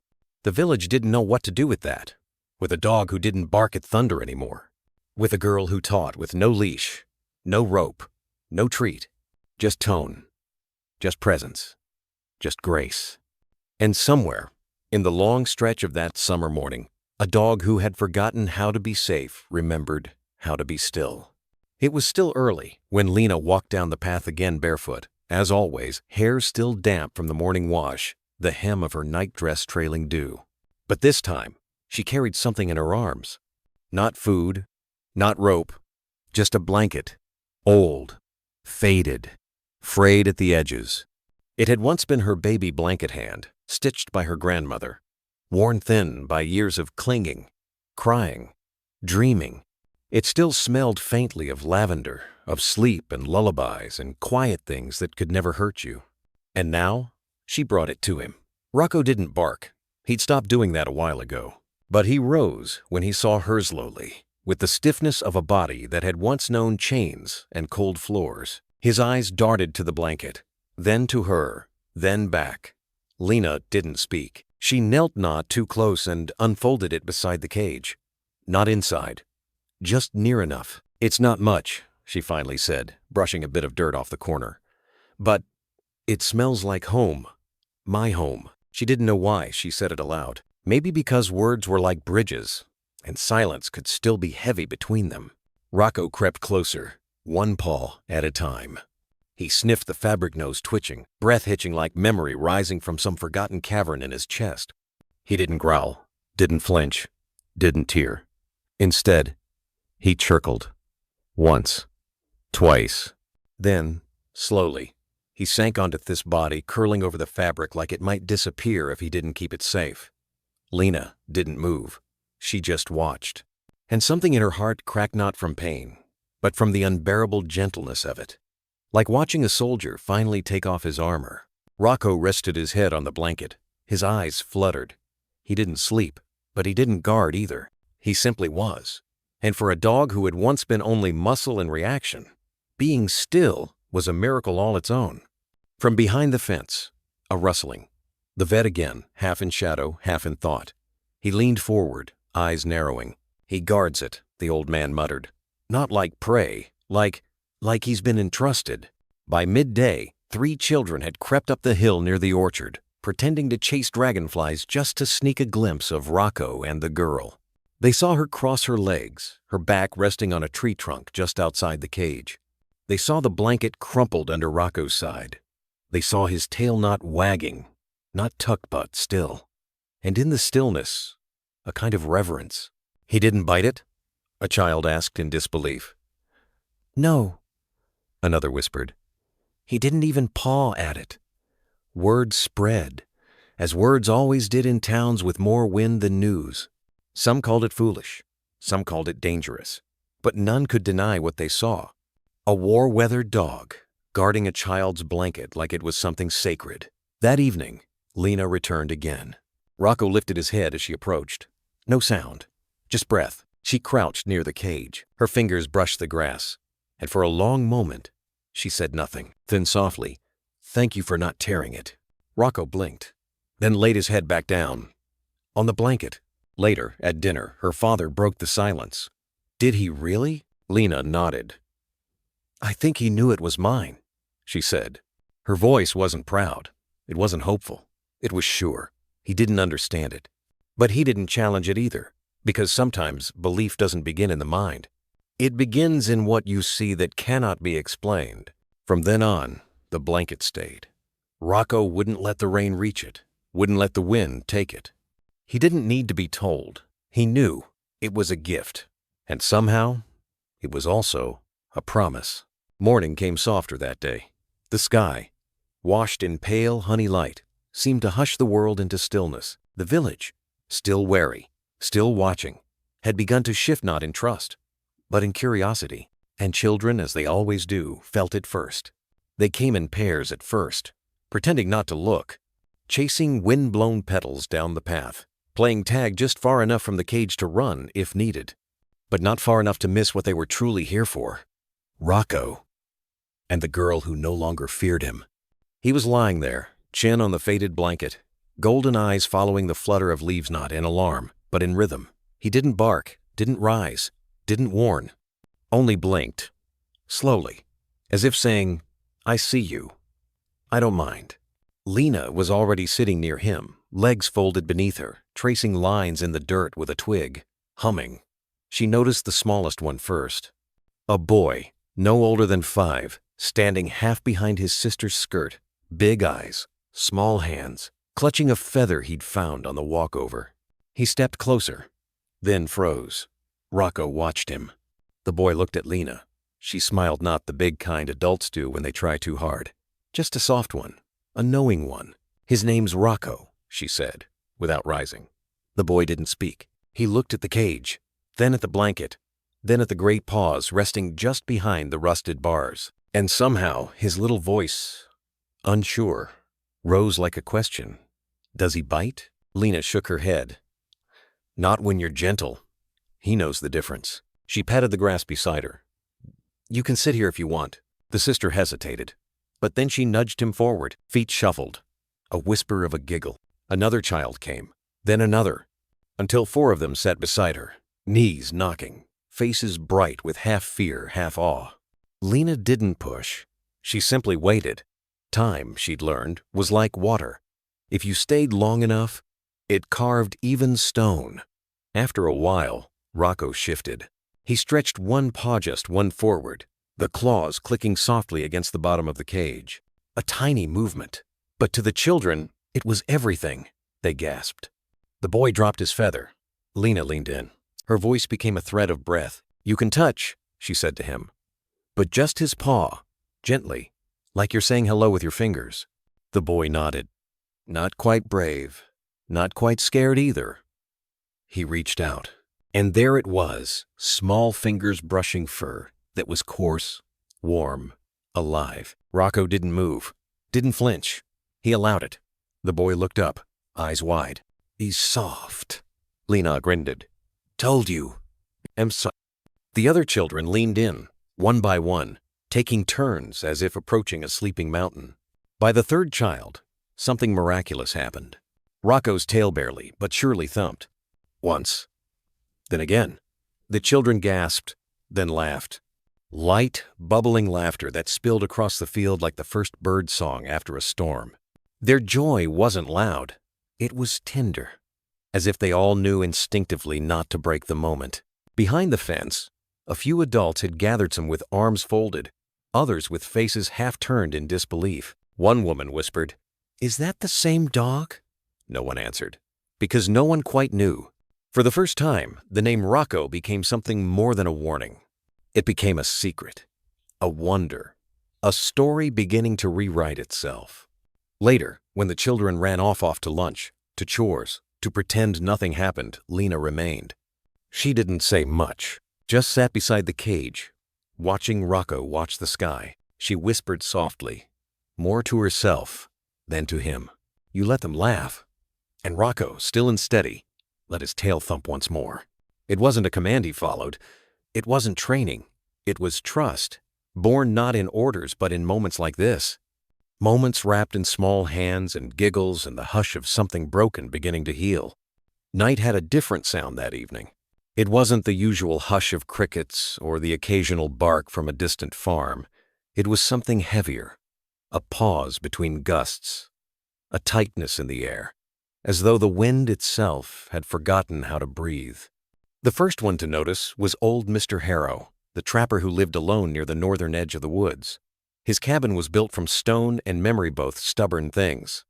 That night, he heard the snapping. Not twigs, not branches logs, thick ones, cracked under weight that didn't belong to deer or fox. He stepped onto his porch, shotgun resting against his hip, and scanned the dark timberline. At first, nothing. Then, a movement lumbering, slow. A silhouette just past the fence line, broad-shouldered, muffled by snowfall that hadn't yet reached the village but whispered of its coming. The bear, a wild one. Not local, not right. Drawn down too early from higher ground pushed by storms, perhaps hunger. Its coat matted, get uneven, but its eyes gleamed, hungry, not afraid of light, not afraid of sound, just moving. Toward. By morning, the rumors had sprinted faster than any feet. A bear in the woods. Big, too close. And someone said the trapper had found claw marks on the edge of the community, fencing deep enough to gouge through bark and wood. 3 gashes, as long as a man's forearm. That afternoon, the church bell rang out not for prayer, for warning. Doors were bolted, windows latched. Parents hushed their children before the word bear could turn into bedtime terror. Even the bravest dogs didn't bark that day. They just paced near thresholds, tails stiff, ears cocked. Something in the earth had shifted. Even without seeing, they felt it. At Lena's house, her mother pulled thick curtains closed. She lit the oil lamp early, though the sun had not yet set. "Stay inside tonight," she said to her daughter, gently but without room for questions. Lena, Kiet, nodded, but her eyes kept drifting to the window, toward the yard, toward the cage, toward Rocco. He had been unsettled since nightfall. Not wild, not aggressive, just alert. Still as stone, head raised, chest low to the ground. His body a taut bowstring, eyes fixed on a point far beyond the trees. He didn't growl, but his breathing had changed. Shallow. Controlled. Lena came to the porch as dusk poured over the hills like smoke. She sat cross-legged, her back against the door, and whispered, "You feel it too, don't you?" Rocco didn't look at her, didn't blink, didn't need to. Elsewhere, elders gathered behind closed shutters. "Could be rabid," one murmured. "Or worse, desperate." The trapper spoke low. "It's not a local bear. This one came down early. Could be chased by wolves. Could be starving. Snow's pushing them down the mountain too soon." One woman crossed herself. Another gripped her shawl like a shield. The fence won't hold if it wants in. And outside, somewhere beyond the safety of hearth and hinge, the trees swayed slow and rhythmic, like they were holding their breath. The scent of early winter carried on the wind. Sharp pine, frozen dirt, and something else. The musk of wildness returned, uninvited. That night, Rocco didn't sleep. Neither did Lena. She lay in bed, fully clothed, eyes on the ceiling. She heard it too, a distant rustling. Maybe the groan of something heavy against wood. Maybe just her heart. Then, silence. Even the owls had gone quiet. She sat up, crossed the floor barefoot, pulled back the curtain. Rocco was still awake, still watching, but his stance had changed. He was standing now, head lowered, body angled slightly toward the fence beyond the field. And then she saw it. Just for a moment. A shimmer. Not eyes. Not quite. But movement. Beyond the trees, she pressed a hand to the glass. Rocco's ears pricked. And for the first time in weeks, he let out a sound, not bark, not growl. A warning. Low. Guttural. As if to say, it's closer than they think. It started with the rain. Not the angry, slashing kind, but the soft percussion of nature tapping gently on rooftops and leaves. A lullaby for some. A whisper for others. For Lena, it was a call. She had always loved the sound of Ithau. It made the world hush. How it made even the earth seem like it was listening. And so, against her mother's soft warnings, and behind her father's distracted back, she slipped through the kitchen door barefoot, her coat too thin, her thoughts elsewhere. Rocco had not barked once that morning. He was pacing again, cage to gate, gate to edge, head raised, tail still. His eyes hadn't left the northern tree line for hours. But Lena heard the rain. And nothing else. She stepped lightly through the wet grass, its tips brushing against her calves, her small feet sinking softly into the earth that had turned to sponge. Her hand outstretched, catching the drops like little miracles. Just past the barn, the field opened wide, endless, framed by the edge of the forest like a breath held too long. The clouds overhead churned in grays and silvers, like ink dropped in water, but she didn't look up. She was humming, the same song she'd once sung to Rocco in the storm. The notes stumbled from her lips now, slow and uneven, but sweet. She didn't see the branches shift, didn't hear the snap of moss under weight not meant for this lowland, didn't feel the air shift predator heavy. But Rocco did. Back at the house, her mother was drying herbs by the stove, humming a second behind the thunder. Her father was tightening the barn shutters, glancing toward the sky as if it owed him answers. It was the silence that broke first. That kind of silence you feel in your bones before your ears catch up. A vacuum. Then screams, sharp, frantic. Lena! The trapper had seen it first from his porch through broken binoculars. A blur of movement. Brown, towering, lumbering from the tree line like an avalanche with eyes. The bear. It had followed the scent of warmth, of food, of movement. And there, at the center of the open field, was a child, alone, spinning slowly in place with arms out, laughing in the rain. She hadn't seen it yet, but the bear had seen her, and it was moving. From the edge of the village, boots pounded the mud. Shouts cracked through the air like gunfire. "Don't run! Call her back! Lina, get back here!" But the girl just turned, puzzled. Her mouth parted, her brows lifted, and then her eyes caught it. The figure not, a man, not a shadow, but something huge, something primal, soaking wet, snorting, barreling through the tall grass with shoulders that swayed like a wrecking ball. Her voice caught in her throat. She took one step back and stumbled. From the cage, Rocco let out a sound no one had heard from him before. It wasn't a bark. It wasn't a growl. It was feral. An explosion from his ribs rupture. He hurled his body against the cage door. It held. He hurled again. A hinge snapped. Children watching from behind the coop screamed.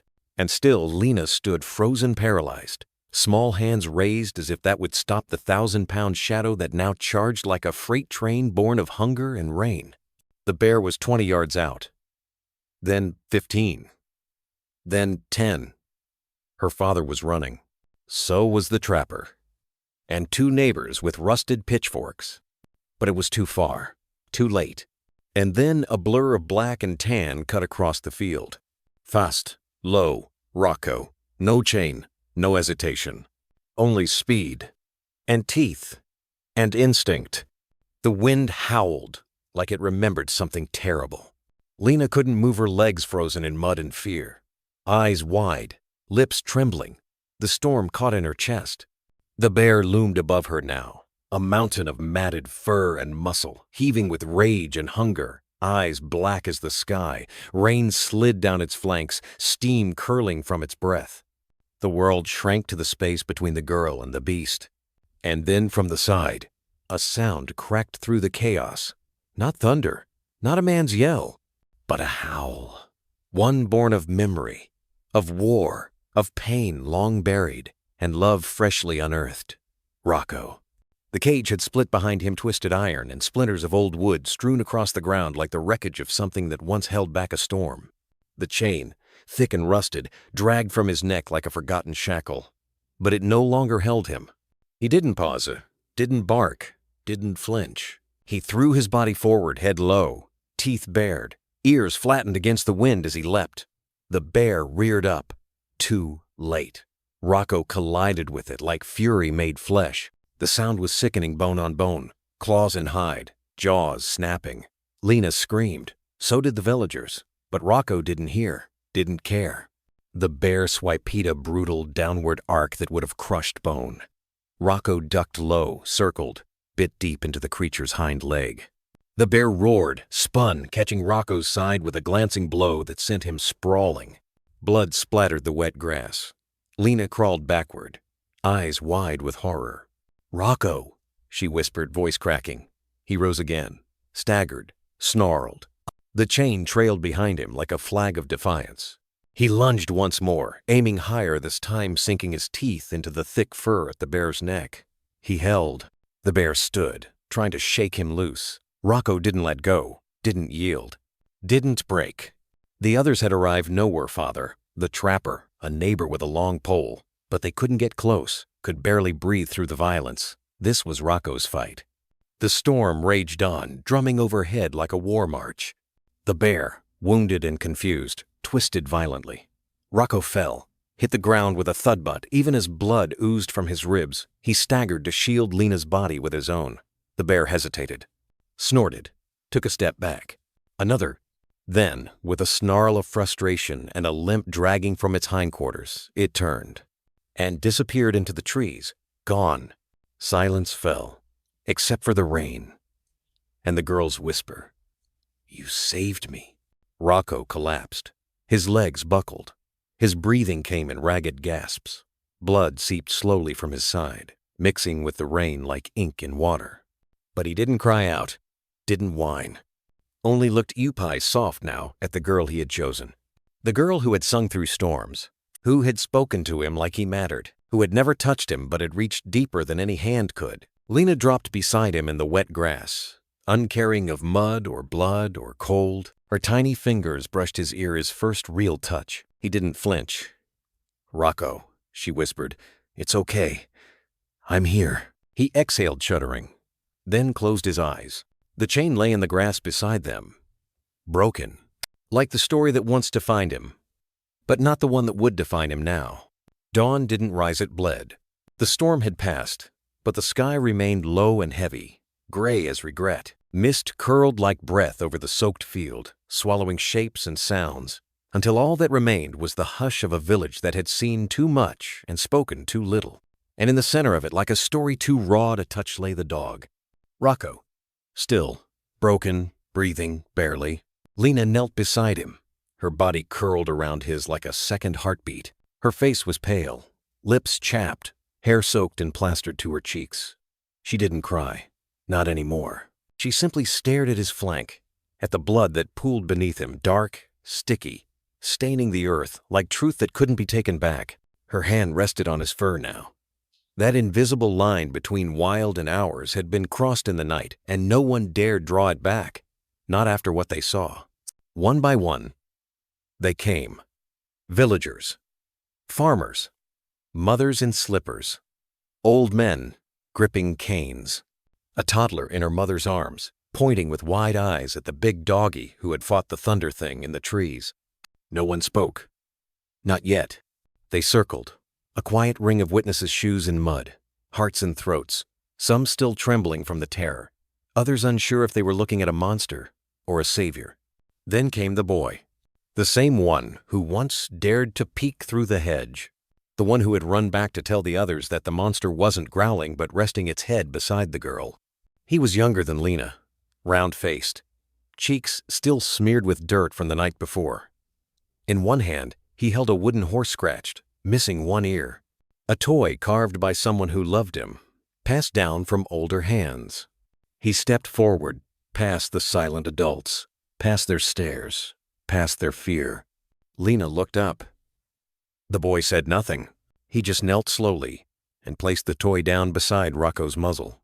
Nodded him, beside him, as if to say, "I share this with you, because you are no longer stranger." Rocco didn't move, but his eyes opened, just barely.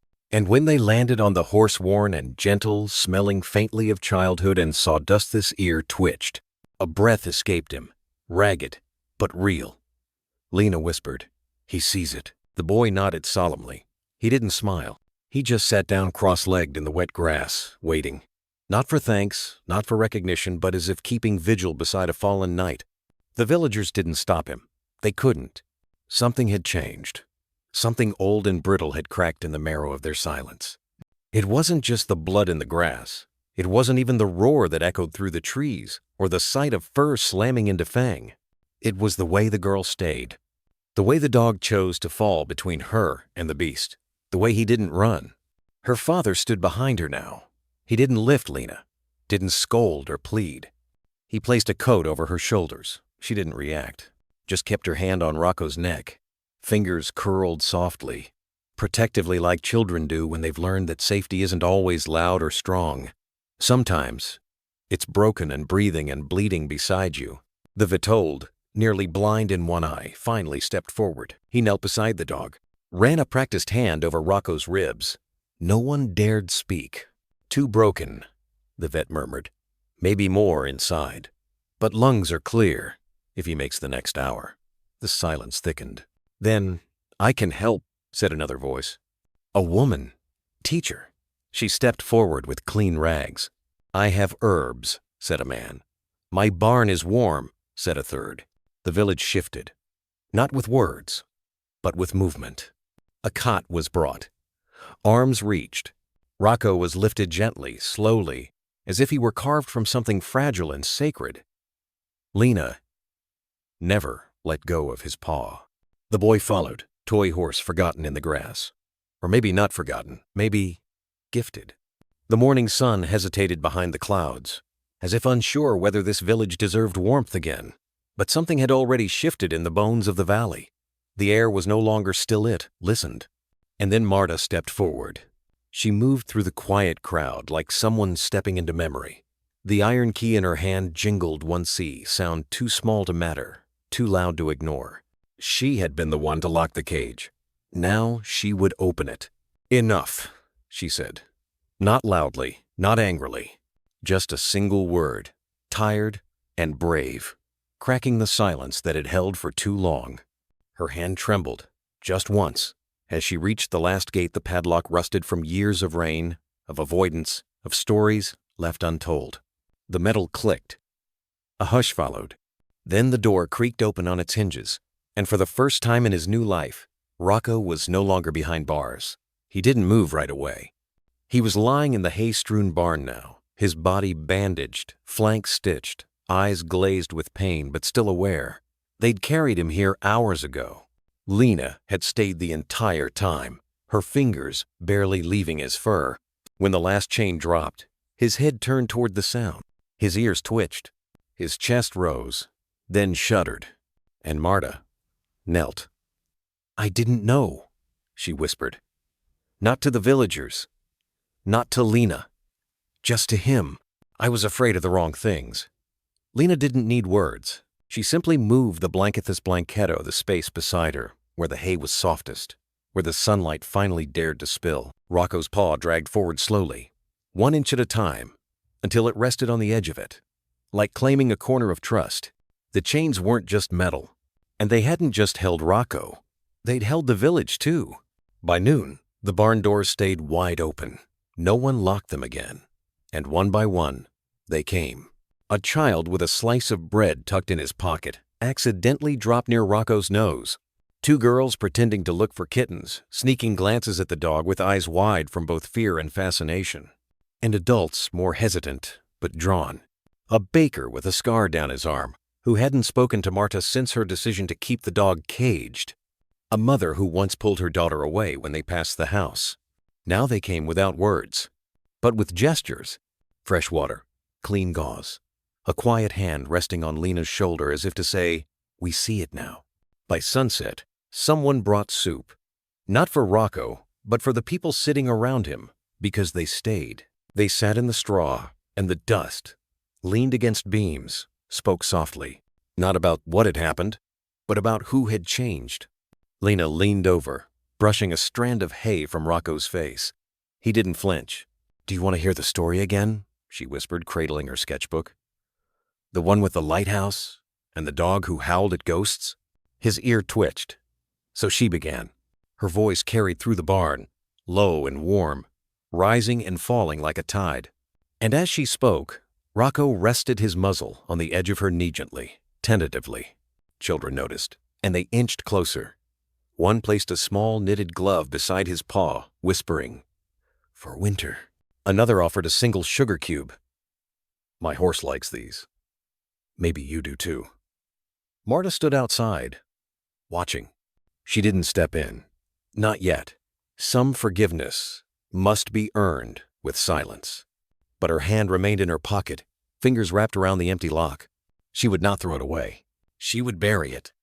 Later, quietly, beneath the maple by the well, Let the earth have it. Let the roots tangle with it.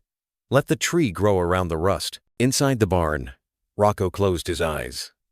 The world no longer smelled of steel and warning. It smelled like hay, like children, like old wood, like pencil shavings from Lena's sketchbook. And for the first time since memory dared return to him, he didn't dream of cages. He dreamed of open doors and of someone waiting on the other side. The town square wasn't a grand place, just cobblestones uneven with time and a crooked oak stump where announcements were made in summers long gone. But that evening, every lantern glowed like a hush being held. A folding chair creaked as someone shifted. Children sat cross-legged, chasing moths in the light beams. Elders leaned on canes, coats drawn tight. The barn stood open in the distance. A dark silhouette lay quiet inside. Rocco, someone had lit a candle just outside the doorway. Not for mourning, for witness. Because the village had changed, and they needed to say so. Marta stood with folded arms, glancing across faces she'd known her entire life. Bakers, seamstresses, farmers, teachers, people who once crossed streets to avoid a shadow. Now they crossed toward it, carrying scraps of bread and apologies unsaid. But tonight wasn't about them. It was about the girl who never asked for a stage and earned one anyway. Lena stood at the center. No podium, no script. Just a 12-year-old girl in a threadbare cardigan, her boots still muddy, her hands holding tight to the edges of her courage. At her feet, someone had placed the old blanket, Rocco's blanket. She stepped onto it like it was sacred ground, and then she spoke. "You all know me," she began, voice trembling like a string in the wind. "Or at least, you knew my silence." A breeze moved through the crowd. Some nodded. She looked down, took a breath, then lifted her chin not defiant, just steady. "You saw his growl," she said, voice growing clearer. "I saw his pain." Her eyes swept across the square, finding the faces that had once flinched. "And he saw me." A few murmurs rippled. Someone whispered, "She's right." Lena didn't stop. "I didn't ask you to trust him," she said. "Because trust isn't asked. It's earned." A pause. Her hands clenched the edges of her cardigan. "But not with leashes, not with bars, not with fear. Ems." Behind her, the barn door shifted in the wind. Light flickered. The candle still burned. Lena took another breath. "Rocco didn't protect me from the bear because he was trained. He did it because someone finally saw him as more than a warning." Her voice cracked, but she didn't falter. "He wasn't broken. He was waiting." Silence fell again, this time not out of awkwardness, but awe. Then the old vet stepped forward, the one who had whispered weeks ago, "Those scars aren't from fights." He removed his hat and held it to his chest. "I was wrong," he said quietly. "About him, and about what pain can teach a soul." Marta moved beside him, her face drawn but open. "I locked him up," she said, no excuses. "I was scared of what he reminded me of, how much I'd stopped believing in second chances." Then came the grocer's wife, the boy who dropped the toy, the man who'd never spoken since his own dog disappeared years ago. One by one, they stepped forward, not with speeches, but with silence and stillness and presence. Lena looked down at her hands. She hadn't planned this. She didn't want applause. She just needed them to know.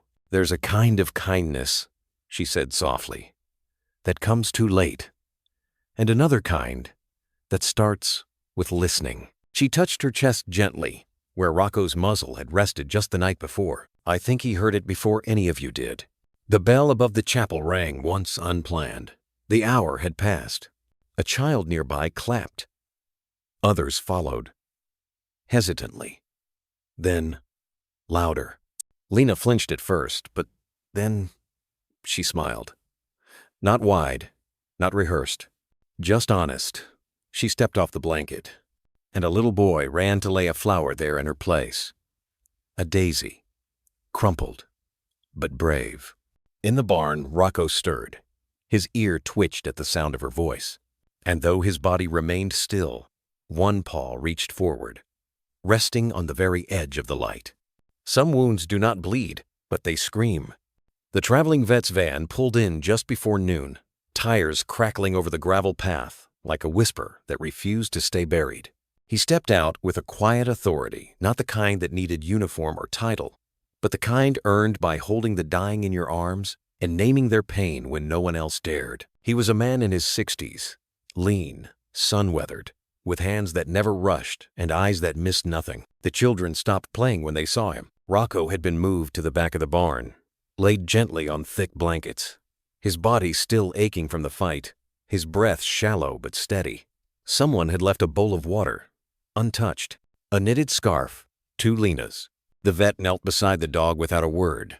No clipboard, no questions, just his hands. He ran them gently along Rocco's shoulders, his spine, the flank that Lena had noticed in the rain. And then he stopped. A long silence settled in the barn like dust. He pulled back a patch of matted fur, carefully parting it with fingers that had stitched war dogs and birthing goats alike. What lay beneath made him exhale sharply through his nose. A line, then another, cross-hatched, curved, raised, old scars, but not from barbed wire, not from fights. He leaned closer, ran his fingers along the pattern. Burns. Circular. Too precise to be accidental. Too cruel to be forgotten. From the doorway, Marta watched with folded arms, her face tightening with each slow discovery. Lena sat behind a bale of hay, hugging her knees, her knuckles white. She didn't look away once. The vet spoke low, more to himself than anyone. Whip marks, repeated, different stages of healing. Some years old. He pointed to a patch near Rocco's ribs. Herothermal trauma, branding maybe, or a hot tool pressed in. He shifted, moved to the foreleg. Fracture. Old. Never set right. He limped because the bone learned to move around the pain. The vet's voice thinned, like the weight of the words hurt him more than speaking them. This dog didn't go mad, he said finally. He survived something that should have broken him. Marta stepped forward. Are you certain? He nodded once, then turned to face her fully. I've seen aggression. Trauma-induced, yes. But this is deliberate, systematic. His eyes softened. Someone did this to him. A hush fell over the barn. Rocco, who had been silent through it all, opened one eye, not in fear, but like he knew this truth had waited long enough. The vet met his gaze, and something in him faltered just slightly. He whispered, I'm sorry, old boy. Rocco didn't flinch. He simply blinked. Outside, a few villagers began to gather. Word had already traveled faster than wheels. Parents with children. Teenagers who once threw rocks. The baker, the trapper, the boy who dropped the toy. They didn't speak. They just waited. Back inside, the vet cleaned around the worst of the scars with warm saline and cotton. He didn't ask for help, but Lena came anyway, quietly holding the bandage roll. He looked at her gently. You've done well. He trusts you. Lena didn't speak, but when she held the gauze to Rocco's shoulder, the dog didn't move. Not a twitch. His side rose and fell with calm breath, like he'd been waiting for this moment. To finally be seen. Not as a threat, not as a weapon, but as someone who had survived. I don't think this started here, the vet said to Marta. Someone brought him from far. Maybe military, maybe not. But whoever left him, he trailed off. Lena looked up. They didn't leave him. The vet raised a brow. They discarded him. Rocco let out a soft sigh. The kind dogs make when they surrender not in defeat, but in relief. Marta stepped back and wiped a hand down her face. We locked up the wrong one, she murmured, and let the monsters walk free. Outside, the wind picked up. Leaves scattered like pages torn too late from a cruel chapter. That night, the village wouldn't sleep easily. Not because they feared Rocco anymore, but because they finally understood what he had endured. Evening pressed down on Elmridge as though the sky itself felt shame. The damp hush that followed the vet's verdict clung to every tiled roof and cracked window pane. Lanterns glowed, yet no one drew comfort from the light. One by one, the villagers drifted toward the square, called not by bell or decree, but by the heavy knowledge that no house could hold their thoughts tonight. Marta stood beneath the crooked oak, fingers locked around the padlock she had pocketed that morning. The metal was cold now, its weight absurdly small compared to what it once symbolized. Across from her, the baker shifted from foot to foot, flour still dusting his sleeves. The trapper leaned on his cane, eyes dark hollows beneath his hat brim. Couples arrived together, but kept small spaces between their shoulders. Children were absent, sent to bed so their innocence would not have to carry this burden. No speeches had been arranged, but words nonetheless began to surface sticky, hesitant, floating to fill the silence they had all helped create. I remember Jonas shouting at dusk, the grocer muttered, staring at his boots. He dragged Rocco by the collar if the dog lagged even a step. We heard it from our porch and shut the window. The schoolmaster swallowed. Once, on my way back from the river, I saw him strike the dog with the butt of a rifle. Rocco didn't even snarl, just cowered. I told myself it wasn't my concern. Marta's grip tightened until the padlock bit her palm. We all told ourselves that. Her voice was little more than a cracked reed. We crossed the street and called it caution, but it was easier than asking why a man needed a chain thicker than his own wrist. Rain began as a whisper, more mist than water, beating on wool coats and eyelashes. Yet no one sought cover. The confession was overdue. The penalty, a silence they would now have to live with. The trapper cleared his throat, the sound ragged. I called Rocco a beast to a child once, told him monsters deserve cages. I should have known better. Wild creatures fight to eat, to live. Only people teach cruelty for sport. A murmur of agreement rippled through the crowd like wind through drying corn. Guilt had many timbrures, brittle, barely spoken, but each note blended into the same low dirge. From the back, Lena's father stepped forward, rain darkening the shoulders of his coat. The night Jonas disappeared, I heard Rocco barking long past midnight, he said, voice rough. I thought the dog had gone mad, so I hammered shut our shutters. If I'd listened closer, maybe I would have heard fear, not rage. Heads bowed. The wood of the stump where announcements were once nailed now served as an altar for their regret. Marta lifted her face to the pale glow of the street lamp. When Jonas vanished, we were relieved, not curious. A man who could beat a dog could do worse, yet we were content that the problem walked itself into the forest. We let the cage become truth. No one contradicted her. The only sound was rain sliding off eaves and the faint rustle of leaves on the oak. It felt as though the village had been holding its breath for years, and now exhaled sorrow into the cool night air. A soft step broke the stillness. Lena appeared at the edge of the crowd, hood pulled up, hands clasped. She did not climb the stump or raise her voice. She simply spoke into the hush that was already hers to command. He never attacked without warning, she said. Her words were gentle, yet unbearable. He cried out, and no one answered. So he used the only language left to him. The lantern light caught the fine bruise at her temple where panic had driven her to the mud the night before. No one could meet her gaze, though her eyes saw nothing. She continued. Pain changes the sound of a heartbeat. I heard it the first day I touched the cage. It was never anger-only pleading. A strangled sob slipped from a woman near the front. Lena turned toward it, nodding as though to grant permission for tears neither of them could see. We cannot rewrite those years, Lena said, but we can decide what his tomorrow feels like. She let out a breath, steady, yet trembling. No more cages. For him, or for anyone we're too afraid to understand. Oh? The traveling vet had stayed by the barn, tending Rocco, but now he approached, hat in hand. His body will heal, he told them quietly, if we choose to heal with him. Scars remind animals where the pain lived. Kindness can teach them where it no longer does.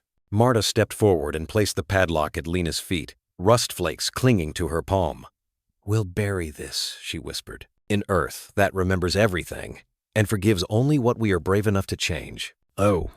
One by one, villagers nodded, some pressing hands to hearts, others wiping rain from cheeks that glistened far more than the drizzle could account for. They did not cheer. Guilt rarely ends in jubilation. But shoulders straightened as if a crooked spine had at last been set. The trapper removed his hat, letting the rain wash the sweat from its brim. Tomorrow, he said, voice firm, the fence comes down. We'll build no walls between us and what we fail to protect. A murmur of assent circled the square. Lanterns flickered, their flames bending but unextinguished. Lena listened to their promises, then turned toward the barn, where a low, weary whine drifted on the damp air. Rocco, sensing the quiet rattle of chains being broken in human hearts. She started back down the path, guided by that sound, her hands relaxed, her steps sure. Behind her, the villagers did not disperse immediately. They lingered beneath the oak, rain on their faces, letting the silence settle not as condemnation, but as the hush that comes after a prayer finally spoken aloud. Somewhere in the dark, the lock lay cold on the cobblestones, waiting for dawn and burial.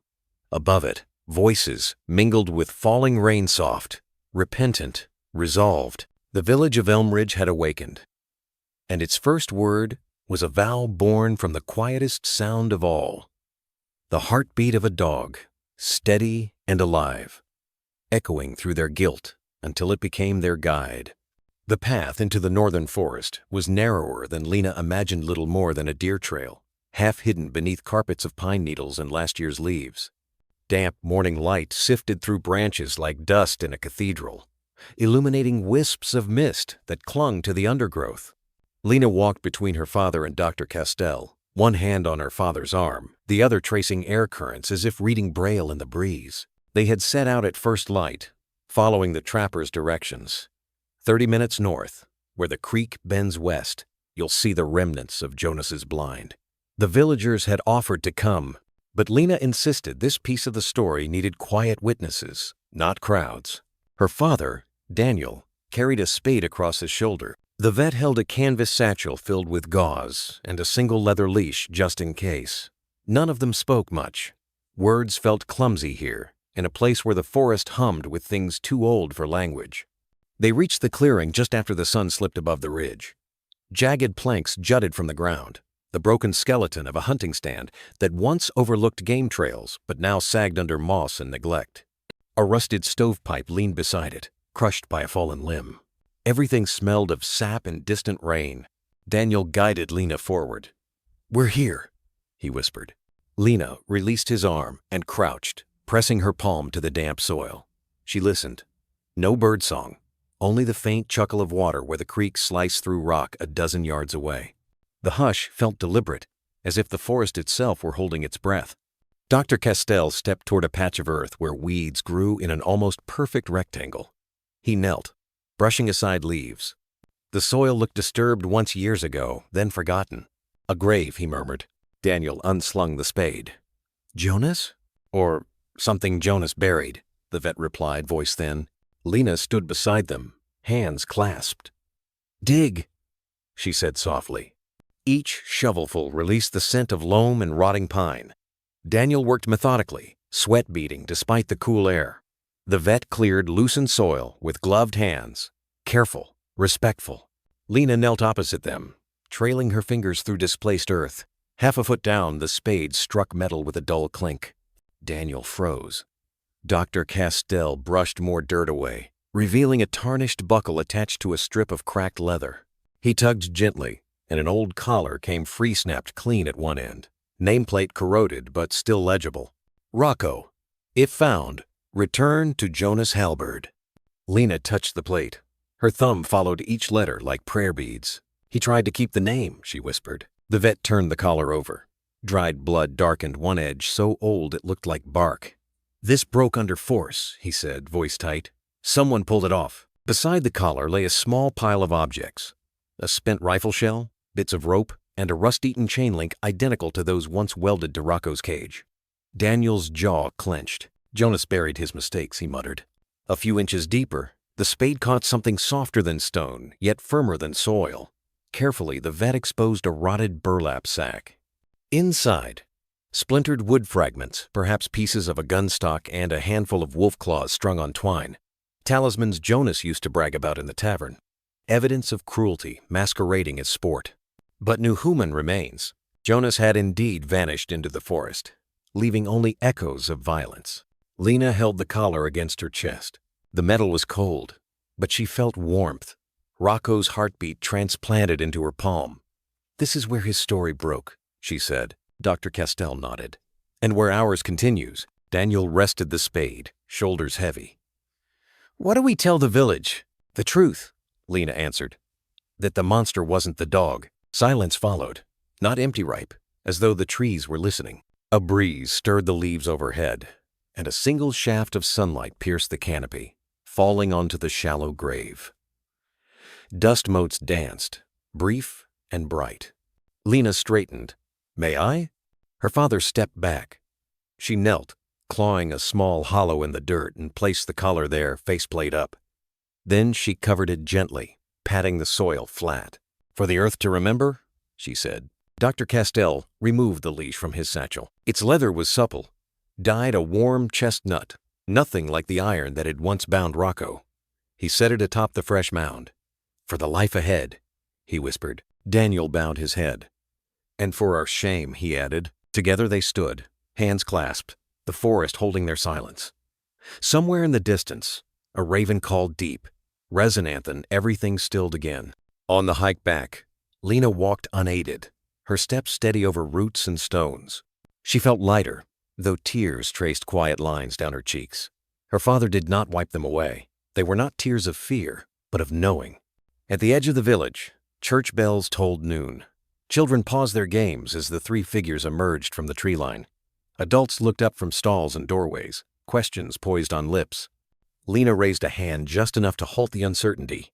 "We found what he buried," she said, voice carrying in the clear air. "And we left it with the pines. Let that be the last time the forest hides his cruelty." No one applauded. They didn't need to. Heads bowed, hands found each other's shoulders. The communal wound had been named.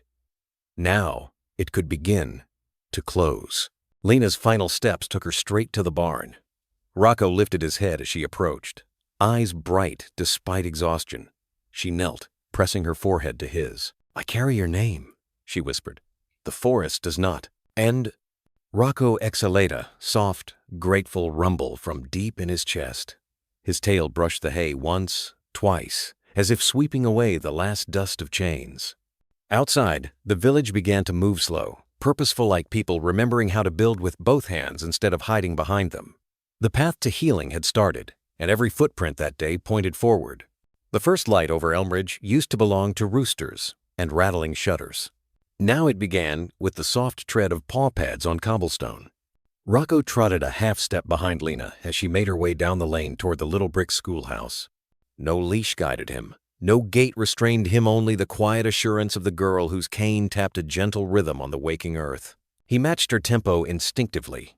2 beats of the stick, 3 of his paws. A whispered pause while she oriented to a cross-street smell-fresh bread, lilac soap, wood smoke curling from a chimney. Villagers opened doors to sweep stoops or hang wash and found themselves pausing mid-gesture. The sight had not grown old.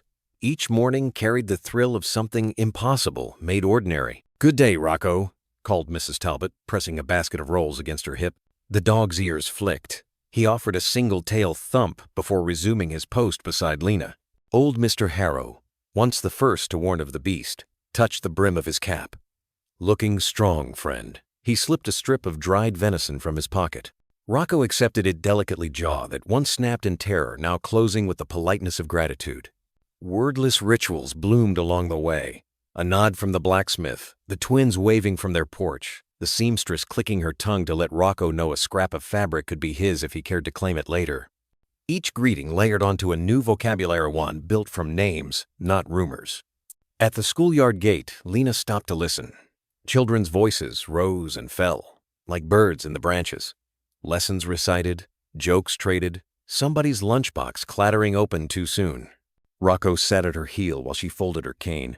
His head reached her hip now that he held it high. The scar on his flank showed only as a pale line beneath fresh fur. A hush spilled across the yard as they stepped inside. Dozens of small faces turned no longer in fear, but in welcome, well-rehearsed. "Morning, Lena." "Morning, Rocco." He returned the chorus with a chuff so low it tickled dust from the ground. The children giggled, scattering back to chalkboards propped against stumps and benches beneath the oak. The Tachera, young woman with ink-stained fingers, met Lena near the steps. In her arms, she carried a stack of crayon drawings already smudged by proud hands. "We started a wall for him," she whispered, fanning the pages. Lena traced the top sheet, a shaky outline of a dog standing between a girl and a gigantic brown scribble labeled beer. Above the scene, block letters proclaimed, "Brave Rocco saved Lena." She smiled. "He'll like them." As if understanding, Rocco nosed the page, his breath stirring the waxy paper. Children squealed softly, thrilled that their hero had inspected their art. While lessons began arithmetic, drifting through open windows, Rocco settled beneath them, paws crossed, eyes half closed yet vigilant. He did not nap, he listened. to Lena's voice reciting fractions, to chalk tapping, to a bead that rolled off a desk and would have clattered onto stone if he hadn't stretched one paw to still it. The teacher nodded her thanks mid-sentence, and the class continued unbroken. During break, the children clustered around him, presenting more drawings. Rocco rescuing kittens, Rocco wearing a superhero cape, Rocco atop a mountain of discarded chains turned into playground swings. He regarded each masterpiece with solemn interest, offering the occasional gentle lick that left damp signatures on paper and shrieks of delighted protest. One boy, the youngest, freckled and usually shy, held back until the others dashed off for tag. He stepped forward, clutching a stub of charcoal and a blank scrap. "Could I trace your paw?" he asked. Lena knelt to translate the request with steady hands along Rocco's leg. The dog lifted his paw unprompted and placed it on the page. The boy's tongue poked from the corner of his mouth as he guided the charcoal around pads and claws, careful, reverent. When he finished, he shaded a small heart inside the outline and printed "Thank you" in crooked letters. He offered it to Rocco, who nosed the paper once before letting Lena tuck it into her satchel. When the bell rang to end lessons, the teacher invited Lena to read from her own journal. She stood at the front steps, Rocco beside her like night beside dusk, and opened to a page filled with raised markings only her fingertips could decipher. "Some people think bravery is teeth and growling," she read aloud, voice clear over rustling leaves.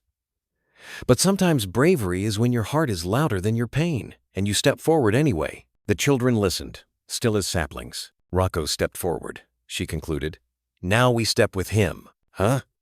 Applause burst small palms smacking together, pencils clattering to the ground. Rocco's tail swept the dust again, and for a heartbeat his gaze lifted beyond the fence, toward the ridge where a forest breathed freely. Then he looked back at the children, at Lena, at the place that had become home. The walk back was sun-dappled and unhurried. Rocco paused at each doorstep that offered a greeting, accepted pats, declined pastries, save for one carrot from the gardener which he crunched with surprising delicacy. When they reached the cottage, he waited while Lena leaned her cane against the rail, then followed her onto the porch and laid at her feet with a contented groan. Her father emerged with 2 mugs of cocoa on warm, one cooled and poured into a shallow bowl. Rocco drank, then rested his head on Lena's slippers, eyes drifting shut. No locks clicked behind them. No bars separated love from fear. Morning had passed into afternoon without the clatter of chains, and evening would arrive the same.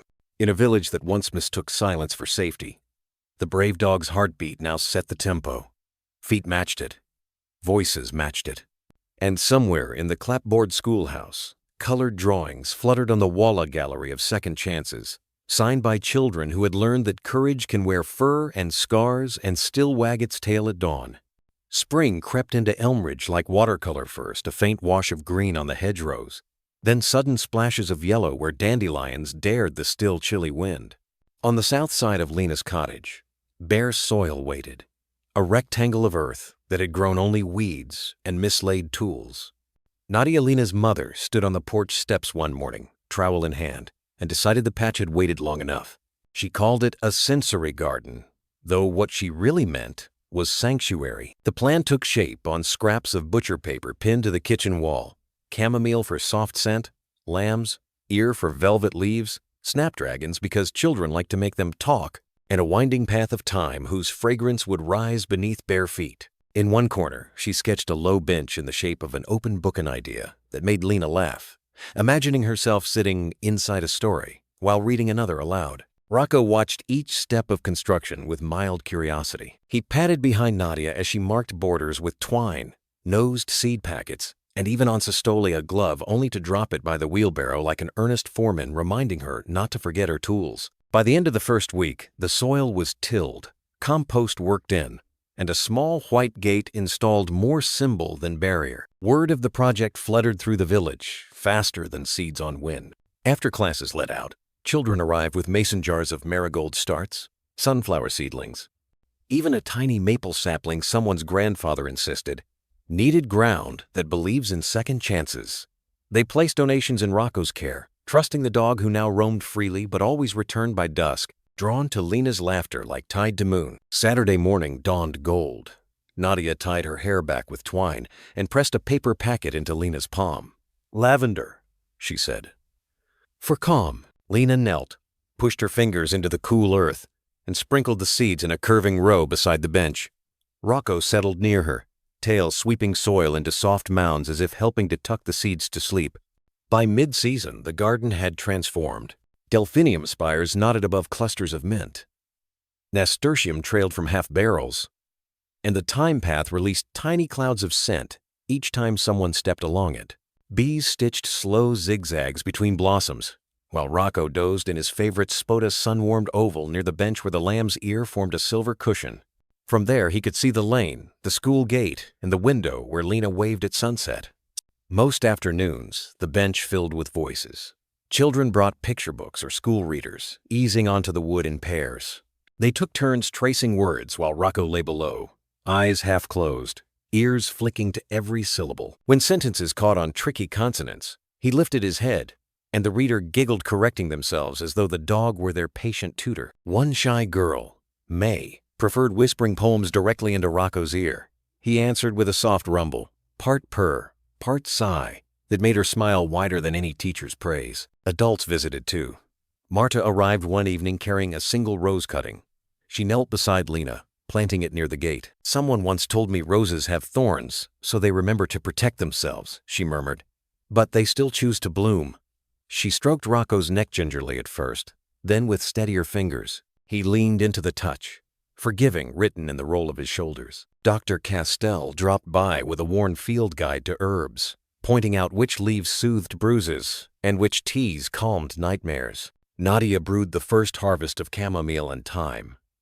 Steam curled into the twilight, while neighbors shared cups against the lingering chill of early spring. By lantern glow they spoke of the bear, of Jonas, of the noisy silence that had held them hostage for years. And they spoke of Rocco, whose slow blink under lamplight felt like an amen. One late afternoon, Lena returned from school trailing new stories. She sat on the bench, Rocco's head in her lap, book open but unread. Listen, she told him, brushing his ear. The wind sounds like water today. He huffed, as if to say he'd noticed. She closed the book, content instead with the rustle of leaves and children's laughter beyond the gate. Trust, she realized, wasn't always a grand act. Sometimes it was lying in sun, warm soil beside someone who knew your darkest nights and stayed anyway. As seasons pivoted toward summer, blooms thickened, and the garden's thyme path became a well-trodden ribbon connecting house to village. On market days, travelers paused at the gate, surprised to find a German shepherd lounging amid petals. When they reached to stroke his fur, village children issued gentle instructions. Slow. Let him smell you first. Lessons learned from Lena's quiet tutelage. Every newcomer left with dusty knees and a story of the brave dog who guarded books instead of barns. One morning, the teacher arrived with poster paper under her arm. She called the children to gather, set the sheet on the bench book, and asked them to draw what trust looks like. Crayons scratched vivid arcs, bright blossoms, Rocco's tail sweeping thyme, Lena's fingers, writing Braille along lamb's ear. In the center, they sketched a padlock buried beneath roots-green shoots rising from its rusted shell. The teacher tacked the finished poster inside the schoolhouse doorway. Parents paused before it, reading with their eyes, with their hearts. And Rocco? He continued to lie in the sun, amber gaze soft, breathing in lavender and laughter. Scars remained beneath his coat, pale evidence of nights no one could erase, yet each exhale left them further behind. Occasionally he rose, did a slow patrol of the fence line habit more than need, then returned to his patch of warmth, sighing as if hay were silk. On a cloudless afternoon, Lena sat cross-legged next to him, palm pressed to the earth. Everything grows, she whispered, even the broken parts. Rocco nudged a fallen petal toward her knees, silent agreement. The garden rustled. Bees hummed. Pages turned. And for anyone passing through Elmridge that day, trust smelled of thyme and sounded like children reading to a dog who once had nothing but chains. Now king of a kingdom, no larger than a cottage yard, yet infinite in the space it carved inside their hearts. Dusk came softly, stretching lilac shadows over Elmridge, until every rooftop looked dipped in watercolor. The sensory garden settled into its nighttime hush-time scent, deepening. snapdragon mouths closing like sleepy children. Fireflies blinked their first rehearsals between lambs' ear leaves. From the cottage window, a warm glow slipped across the grass, guiding Lena and Rocco to their favorite spot beneath the young maple whose roots now cradled the buried padlock. Lena carried no cane tonight. She'd walked the path so many times her feet had memorized each dip and pebble. In her arms, she cradled an old photo frame. It's wood-sanded, smooth, glass replaced with clear resin so it would never shatter. Rocco padded beside her, shoulder grazing her skirt, breath slow and even. The scars along his flank were pale now, lost beneath a thick coat that caught the fading light in russet glints. They reached the bench book and sat Lena first, then Rocco curling close, head on her lap. She placed the frame upright on the bench. Inside was a collage. Children's crayon drawings of the brave dog, a pressed lavender sprig, a tiny charcoal paw outline, and in the center a photograph the schoolteacher had taken. Lena's sightless eyes turned toward the camera. Rocco seated tall at her side, the blanket draped across both their shoulders like a shared story. At the bottom, in tidy script, the caption read, "Morning without chains." The scene around them mirrored the print. No bars, no Walsenley garden, sky, and the hush of a village breathing easier. Lena traced the resin surface with her fingertips. Though she couldn't see the image, she felt the shapes, the slight ridges where flowers met paper. "Do you hear that?" she whispered. Rocco's ear twitched. In the distance, children laughed bedtime games of tag in the lane. A pair of teens strummed a guitar on a porch. Somewhere, Marta's kettle whistled through an open window. Ordinary sounds, untangled from fear. Lena smiled. "That's what peace sounds like." She bent forward, arms encircling Rocco's thick neck. He stilled, then pressed closer until her cheek met the warm ruff behind his ear. His heartbeat thudded against her collarbone steady, reassuring. "You're not a beast," she breathed, voice caught between prayer and promise. "You're my guardian." "Oh." The words folded into twilight like petals closing over dew. Rocco's tail brushed the bench slow, content. He turned his head, nudging the frame with his nose until it tilted against Lena's thigh. She laughed softly and straightened it. Fireflies drifted nearer, their lights reflecting in Rocco's eye-estony twin constellations. Lena sensed the flickers, felt them as pinpricks of warmth on her skin, and imagined stars descending just to bless this moment. A breeze stirred the maple leaves. Two drifted down, one landing on the dog's muzzle. He snorted, cross-eyed, until Lena removed it with gentle fingers. "Still fierce," she teased, "but only against foliage." Rocco responded with a small chuff, then settled his head once more. Breath, warmth, peace, 3 notes, repeating like the simplest lullaby. Behind them, Nadia stepped onto the porch. She saw the pair silhouetted against the indigo sky, the frame glowing faintly in Lena's lap, and she did not call them in. Instead, she leaned on the railing, folded arms over her heart, and listened to the night compose itself around the picture her family had become. Down the road, the chapel bell marked the hour 1 clear tone. Lights winked out house by house. Yet the garden kept its own soft radiance. Lanterns hung from shepherd hooks, fireflies weaving, moon rising. Lena stayed until darkness blurred edges, and only shapes remained: the curve of Rocco's back, the gentle slope of his ears, the frame's pale outline holding memories safe.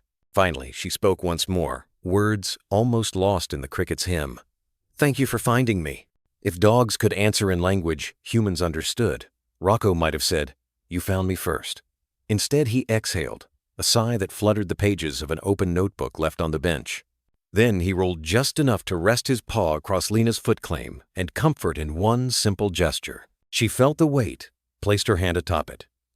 Together they watched the last blush fade from the horizon, until night belonged wholly to them and the quiet gardenia canvas painted with trust. No flash captured the scene. Yet anyone passing later would swear they saw a still life framed by lantern light, a girl, a dog, and silence sown with crickets, proof that some endings sound like beginnings, and some cages open into gardens. The padlock lay buried beneath the maple's roots. But in the hush of that evening, another lock holder, hidden in many hearts, clicked open for good. And across Elm Ridge, sleep came easier, carried on the beat of one scarred guardian's chest and the steady hum of a village finally at rest. In the quiet wake of Elm Ridge's long season of change, one truth lingers brighter than any lantern. Compassion rewrites destinies. Rocco's journey from chained beast to trusted guardian reminds us that animals reflect the love, patience, and respect we choose to offer them. German Shepherds, celebrated for loyalty and courage, are also mirrors. When we see beyond scars and labels, their devotion blooms into partnership that protects, heals, and teaches. Lena's courage shows that empathy is not sight, but insight, the willingness to listen to pain beneath the growl and answer it with gentleness. The village's renewal proves communities grow stronger when they defend the vulnerable, bury old fears, and tend gardens of second chances together. May Rocco's story nudge us to greet every creature with open hands, to speak for those who cannot, and to cultivate spaces where trust takes root. In doing so, we honor the simplest, strongest lesson of all. Love patient, persistent, and brave turns, cages into doorways, and strangers into family.